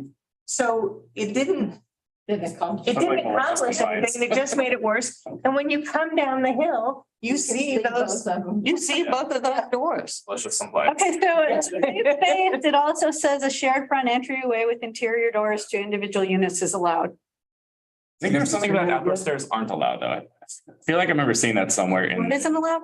outdoor staircases. I think I saw that on residential design standards that you couldn't do that. It's in a specific situation. I gotta go back and look at that. Okay, I can take out the shame of a second door. So we have a lot of houses in Lawrence that have two doors to one unit. Yeah, exactly. I mean, I won't like a block away from me. It's very silly looking, but I bet it was a duplex at one point. That's probably why it looks the way it does. So Phil, you're concerned that that there should be some neighborhoods that we shouldn't allow this in? Let's be clear about what we're permitting by right versus what we're doing discretionary zoning on. That's really what, I mean, if we're talking about duplex converting single-family detached homes into duplex, then let's be clear about what we're going to permit by right versus what's going to require discretionary zoning. Okay, right now, the way that the principal use table is set up, okay, we're saying duplex by right, aren't we, Elizabeth? In R2? Yep. Okay, so you know where are we going? In Pinckney, we're concerned about where we're going. You know, so that's why I bring that issue up and I you know. This conversion would be allowed.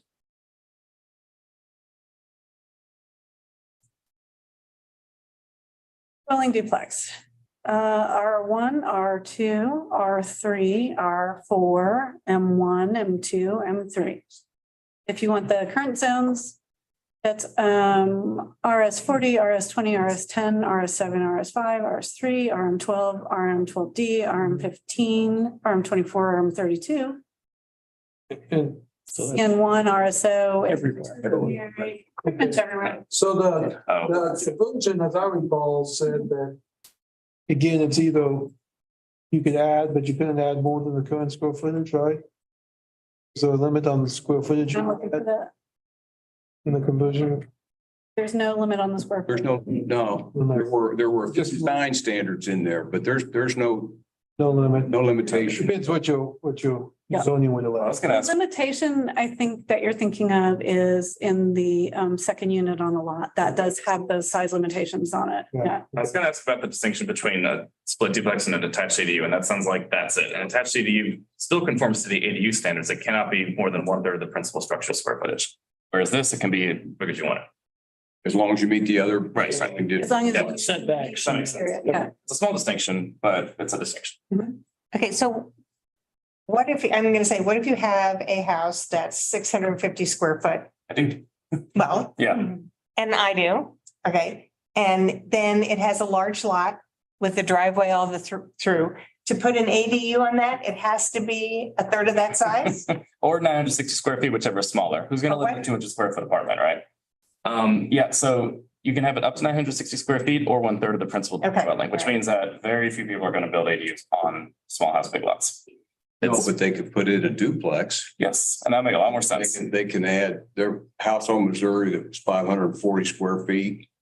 It's got about 100-foot setback. I wanted to buy it and add 1,000 square feet to the front of it and live in it. But by the time I could get my offer in, they'd already sold it.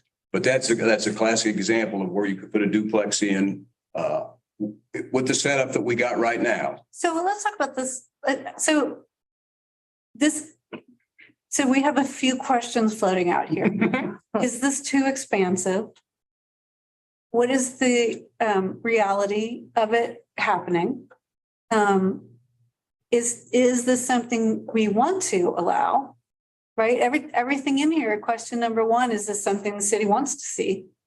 And then if it's something the city wants to see, is there a place where it should be allowed or shouldn't be allowed? Do we want to put it out there for feedback and hear what the community has to say, like we're going to do with the parking?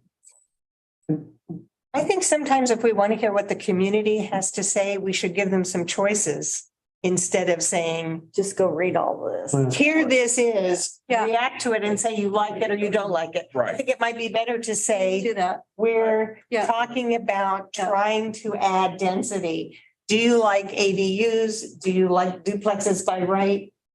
So what are some choices that we could then get some feedback from people instead of saying, Yes, I agree. with yes, that. I agree with that. I agree with that. Nick, tell me again what you said, what's the difference between the converted duplex and the ADU? So an attached ADU and a converted duplex both add new separate living quarters onto an existing structure. But the difference is that an attached ADU can only be a certain size, where a duplex can be as big as the principal unit or bigger. Hey, there's no requirement as long as it meets the, ADU is supposed to be accessory, Right. so it's supposed to be smaller than the main living area. So this says if you have the space, if you have a unit, you can convert. And oddly enough, there are different requirements to that too. So a duplex can be non-owner occupied, but a unit with an ADU must be owner occupied, which is weird because physically they're very similar, but functionally they cannot act in the exact same way. You hold on to the owner occupied for right now. Thank you. Right, okay. The road that we're not going down. I promise you will come back to owner occupied. So in answer to your question, I think it's highly likely people are going to take advantage of this wherever they can find them throughout Lawrence. Just that's like ROI. The duplex is much easier to. both add on. ROI and there's a need for living spaces. And if people that are in the business of renting property, they find this, they can add more places. And so, I mean, that's satisfying a need. The downside is that all the neighborhoods is where it's all going to happen. That's right. except So if the- they have covenants. Except if they have covenants. Have covenants. Right. I had outlined an approach, and I don't know if you read it, but since I have the floor for a couple more minutes, I'm going to outline it again. My approach to duplex conversion is based on rental licensing. And the notion that if you have an owner occupied structure currently, okay, it should only be allowed. Shut him down in a second. Okay, it should only be, it should only be allowed to convert to a duplex by special use permit. And I'm not a big fan of discretionary zoning, but that's category 1. Categories 2 and 3 are those single family detached homes that already have a rental license. They're already being rented. Okay, you can convert those to duplexes by right. You can, because they're already rental. The neighborhood's already accustomed to that single family detached home being a rental home. But just to be devil's advocate, then we're treating owner occupied Absolutely. with more rules. That's right. We're trying to incentivize and retain owner occupancy. But all you, Okay. all you do if you own it is rent it out and change it. I mean, it's not hard to go get a rental license. So if you have a house, you can rent it to your kids, you can rent it to yourself. You go get a rental license and all of a sudden you meet that requirement. So it doesn't seem that you're really, it's too easy to get around. It may be, But you still have to, but we're talking about a process whereby you convert an existing single family home into a detached unit. It isn't like you can just pass a piece of paper. Okay, you're actually doing something physical to the single family detached unit, which requires a permit in order to do. But you're telling me it only requires a permit if it's owner occupied, and I'm saying I can easily make it rental and then I have the right. Well, but in my schema, the right was that you had to be already on the rental registry at the time that the code was enacted. so Yeah. bring that back. Oh, to- no. So Oh, it's not completely foolish. I think, Phil, if we're using rental status or owner occupancy status, which is easily changed, I agree, Marcy, with that. What we want to come back to is, and I think this is where my question was, do we want to prohibit this in some neighborhoods? Is that what the urban conservation overlay district was meant for? Because it's not necessarily for historic neighborhoods. It's just for anybody who wants to conserve their urban, basically. That's how I understood it, at least. Because there is a historic conservation overlay and urban conservation is not that.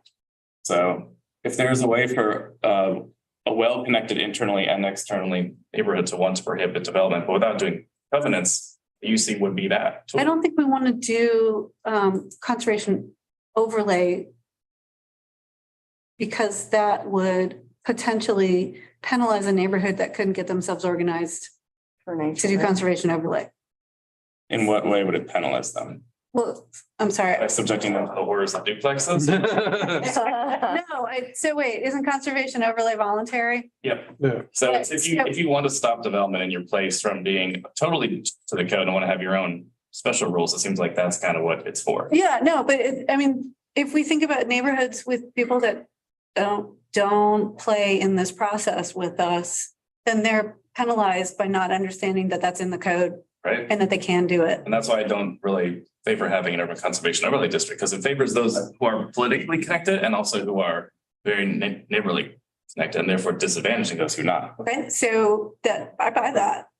Maybe we kill the neighborhood conservation district and try to figure out whether or not we want to use all these tools in all places. It could be in design guidelines even. I don't know. I mean, that's another one, unfortunately, that does favor more connected neighborhoods because the unconnected ones don't have those design guidelines. But you're not gonna get those out of design guidelines. Those have to be in implementing standards. What do you mean, like not being allowed to have duplexes? Because the Well, Orient. Nick, that's way too broad, man. I'm just giving other options. I mean, I think that if I want to make the community lose its mind, getting rid of design guidelines would be my best start. I'm not against that. So, I mean, we can duplex conversion elsewhere. It doesn't have to live here. This seemed like a realistic location for it. With our questions are, where do we want to go from here? And do we think? I guess let me back it up.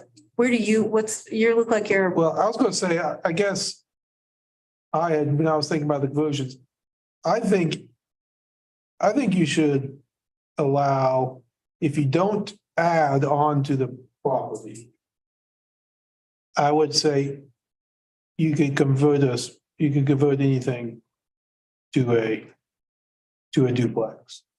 I wouldn't be concerned. I mean, I think people should have the right, be it an ADU or be it, to convert, something to, I'm okay with that.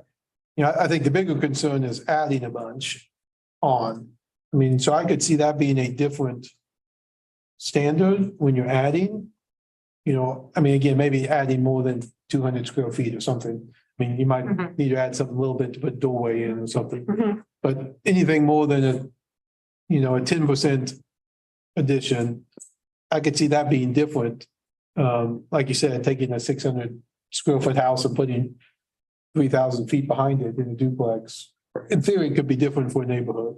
I don't know if there's a great correlation between square footage and density of population though. I mean, I've had 3 people in a 650 square foot house and a neighbor with 1 person in a 2,000 square foot house. Like, does it really matter how much area? I mean. No, I agree with that. I mean, not, but the idea of, I guess this idea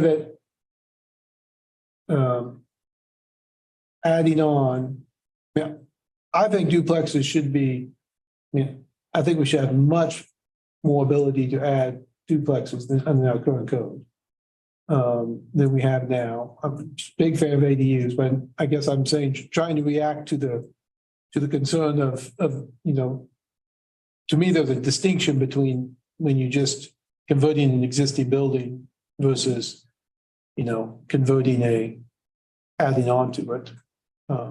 You're converting in the existing building envelope, essentially.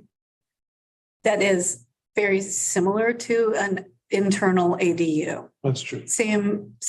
So maybe we want to say, there's a minimal amount of addition you can do 300 feet or something. We want something along those lines. In the congregate living setting, you use 20%. That you couldn't expand congregate living facilities by more than 20%. I think that was the number, if I recollect correctly. So I think I'm kind of struggling to figure out what the metric of concern is here. So if we take an existing building envelope and make it now 2 units, say you had a couple living in one, and now that couple's gonna squeeze on one side, maybe a new couple's gonna be on the other side. 2 cars, possibly 4 cars, maybe more if they're enthusiasts. If you spread that out and double the size of the envelope, it's still 2 units, maybe it'll be families, but it's not likely gonna be kids who are gonna be driving. It might, but it's not likely, right? Like, it's a pretty low chance that you're gonna get a 4 adult person family, especially because our occupancy limits don't require that anyway. Don't allow that. So it's like, They allow it in our neighborhood. You okay. can have 4. We've changed Or, that. yeah, We're talking about changing that and because I think, and if I'm putting words in your mouth, stop me. But if we allow that addition, that major addition, we make smaller units a target for redevelopment. Right, we essentially just put the target right on the house because that's what Phil was talking about. And that's my concern. Yeah. Is that you tend to incentivize conversion of modest owner occupied housing to Yeah. rental housing In neighborhoods without HOAs. when neighborhoods without HOAs. So we're gentrifying.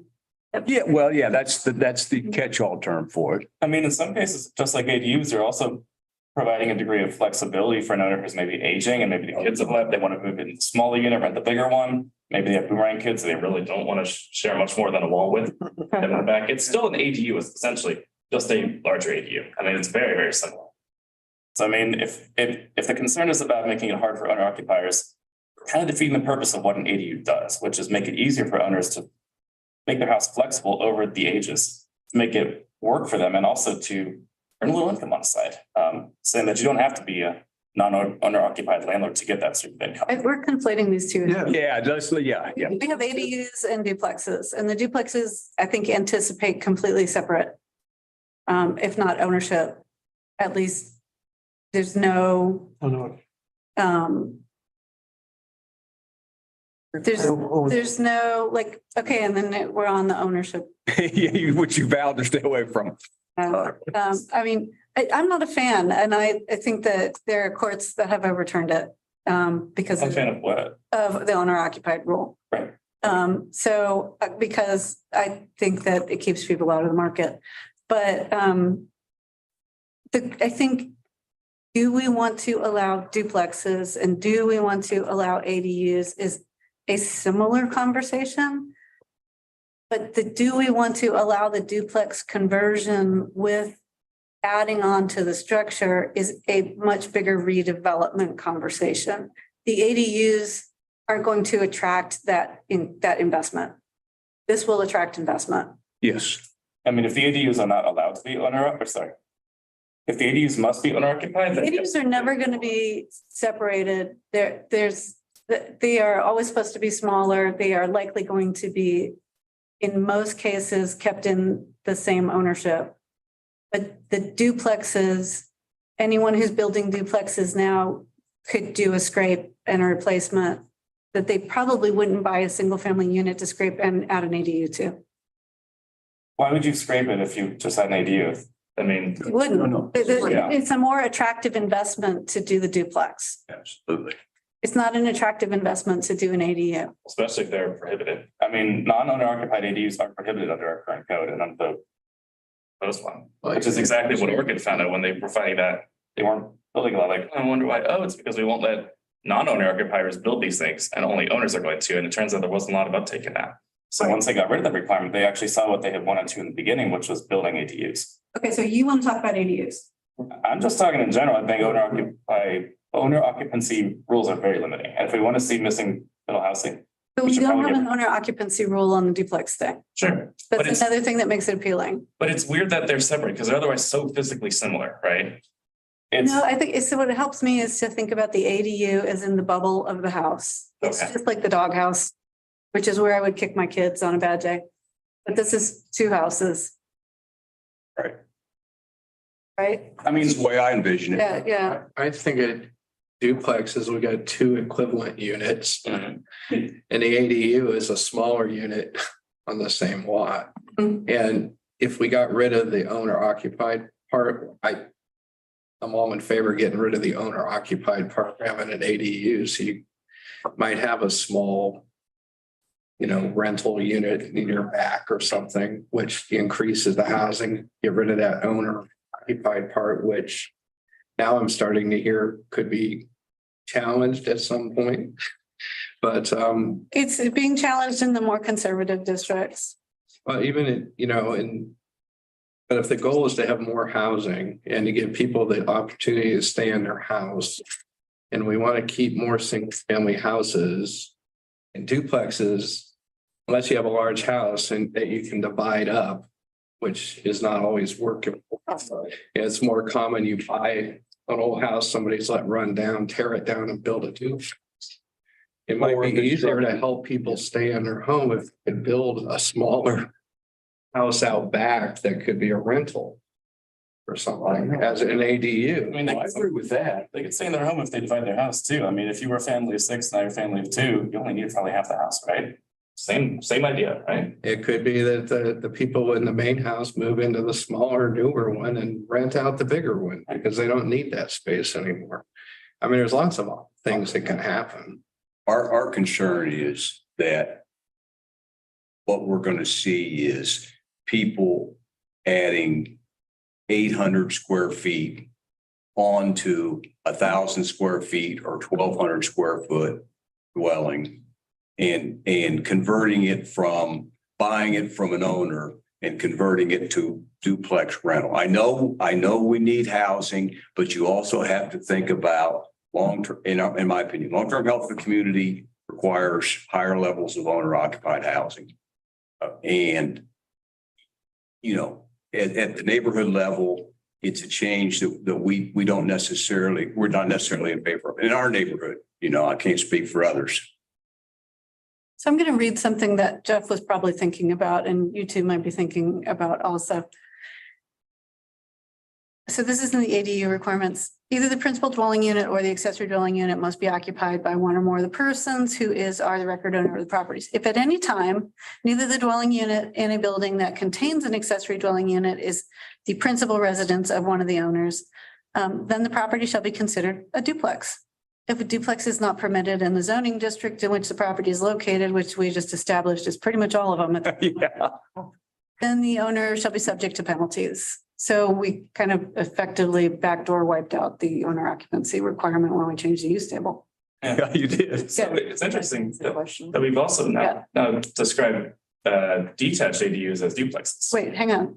Rebecca, you got a question? No. Rebecca, I'm sorry. That Rebecca. Oh, no, Rebecca's probably got wisdom for us. She probably does. I'm sorry. Okay. You're on. Do you guys hear me? Sorry, I'm in Branson, but I am paying attention to every detail.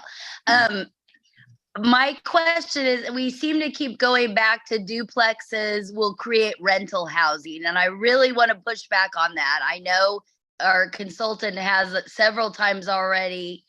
I mean, to me, if we're concerned about affordable housing, duplexes allow you to sell both units, and we absolutely can have owner occupancy and affordable units with duplex conversion. So just again, we're jumping to, this will be rental housing. And I think historically that has been what we've seen, but prices and interest rates have changed that dynamic where more and more townhomes and duplexes are the only entry level point. So we can see people converting a unit into a duplex and selling both halves to individual owners or individual owners. And so I'm not understanding why we're always going to, this is going to wipe out ownership housing. I actually think of it the opposite way. And you went to a very, I think, important and ambiguous thing there. Townhomes versus duplexes. If we're talking about townhomes that are having a common wall, and are individual parcels, then that's great entry level potential equity building ownership. But duplexes that aren't individual parcels and you know, it's more difficult for me to see home ownership under those, and I live in a duplex. Okay, so I can tell you. Can't you, if they're top, bottom or front back, can't you condo it? Yeah, so there's one on 19th and Haskell that is definitely that. Yeah. It's two equal parts owners and it's a single plot of land. So it definitely can be done. Just because you haven't seen it doesn't mean it's not here. It hasn't been done historically. I agree, but that is what we're trying to create more opportunities at different price points. And this is a huge way to do that. No, I don't disagree with you, Rebecca. I'm concerned about some of the unintended consequences of what might be in the code with respect to established neighborhoods. I agree with you. You and I are on the same page there generally. Can I read Leah's comment for those who aren't with us? So for those who are on virtual, Leah said, seems like a lot of this discussion is centering implicit values on owner occupied units, contrary to explicit values of the code update for more affordability. If the concern about outside investors, perhaps we can think of solutions to those as opposed to renting more low and moderate housing types. So Leah, if you want to jump in and maybe speak more to that. What Rebecca said, basically. Yeah. Yeah, thank you, Rebecca, for speaking up. I'm sorry, I'm actually putting on zombie makeup right now, so I'm gonna stay off camera. But yeah, it does seem like there's been a lot of focus of the discussion on these explicit, unstated implicit values of maintaining owner occupied units, which is Rebecca stated is increasingly not accessible to many members of our community. And if the concern is about outside investors coming in, buying up previously owner occupied housing stock and making them less affordable for our community, then perhaps we can focus on that. But duplex housing is absolutely vital for, as somebody stated, for the missing middle, for low mod households where homeownership is just not an option for them. And so I appreciate you considering that as we move forward, as not only how are we protecting those with the most access to power and privilege in our community, but those who are literally on the brink of homelessness and need affordable housing. We are at 6:10. We have a zombie clock to get to, but so we haven't solved anything for you. Oh, I'm sorry. So we have plan A and plan B on our end because we knew there was a lot. So we're planning on doing some outreach in November, but we can outreach on issues if you guys want to hold this draft and keep talking about it before we send it out. No? No, I mean, I think you, again, kind of like you highlight for us. Here it is, an option would be not to allow this, like, Right, give us some feedback. right. Here's we have the ADU section, we have the conversion. Do you like one, other, all three? I think leave them in there, but call them out as a discussion. Do it point. more visually Yeah. and not making people read the whole draft. And that would be just through chapter 12 or through 12, Yeah. right? What we've covered, What we've covered. Article 12. Yeah, I mean, you guys can make changes to the rest of it next time. But yeah, I think. But what you would release to the public would just be through Article 12. That's up to the group. Did we have changes in landscaping and environmental? We have not covered that. There will be some discussion about So I think we can put that out later. Which you're talking about what chapter? beyond 12. So we can put 9, 10, 11, and 12 out, which is fewer number of pages. And then we can do 13 after we come back in November. Or when we come back in November, not after we come back in November. So I would really like to see, we're looking for increasing density. Possibilities are, ADUs, conversion of duplex, allowing duplex in any zoning, here would be the opportunities, here are the limitations. What works for your neighborhood, or what do you think works for the community as a whole? How will we know we're all using the same definition? Of what? Duplex to one person means something different to somebody else. Well, they- How do we know we have, Yeah, well, are we gonna put out the? we're gonna put out the definition, we're gonna put a visual with it, we were thinking that this next round is almost one of those visual preference surveys, like, 3 or 4 different kinds of duplexes. Hey, these are all duplexes. They could go a variety of different places. We're looking for feedback on this. I think that's important because when Rebecca was talking, that's what popped into my head. I think part of what we're having trouble with in here is different concepts in our individual heads about what some of these terms are. Townhomes versus duplexes. What's the distinction? So townhomes would have to be added to that in terms of density, but townhomes are not going to be everywhere, right? Yes, they're permitted. Townhomes are permitted, Yeah. single family. Yes. But again, in redevelopment areas, if you don't have that certain, you can't have, If there's not a townhome. there's not townhomes around there, then you can't just, Right. take out one house and put 3 townhomes. Doesn't meet the character of the neighborhood and setbacks and other things. It has to meet the base zoning district requirements, and setbacks. and It's not allowed in R1, but townhomes are allowed in R2, 3, 4, and 5. It's not in one. It's not in. Yep. It's not in the Just goes up to 4, it goes up to 4 attached units, not up to 8 attached units. And I think that was a discussion we had a meeting or two ago, a change we made when we were doing module 1.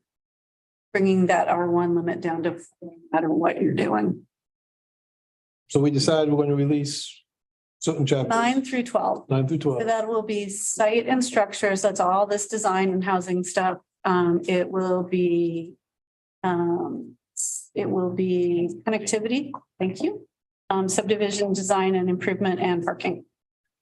I personally wouldn't be opposed to releasing all of it, and then if we see comments, then we can incorporate that into our discussion next time. I mean, unless there's something that anybody's seen that's like super objectionable, and we don't want anybody to ever lay eyes on it. It seems like it'd be nice to gather feedback before we all back here. That's just me, though. I don't. What you're concerned about, for a particular chapter? Yeah, because beyond that, there's a lot of people that have not made comments yet on the environmental part of it. If we don't release it, they're not going to get comments. So the question is, do you have comments that you want to make before we release it, or do we want to release it to let them make comments? I think that's what Nick is saying. If we don't release it, no one's going to see it until November 7th. And only thing that's going to But happen it would is, be released after November 7th. yeah. But For comments. yeah, so the question is, do we want to release it now? So people can I guess, comment on I it? guess it's okay. We didn't really see We Yeah. didn't go through I the know. comments. yeah. There's a lot of things. Yeah, so the question is, I mean, we didn't go through every page of those other ones either, so I think what Nick is asking is there something so glaring that that we don't want to release it now for comments that you have strong feelings about? We as a committee, not just you, I mean, we as a committee, or do we think it's enough that we should just go ahead and put it out there? I mean, we're still going to talk about it, Right. obviously. I don't know if Elizabeth, if you have a strong feeling. either. We got most of the new stuff in environmentally sensitive lands we got from MSO.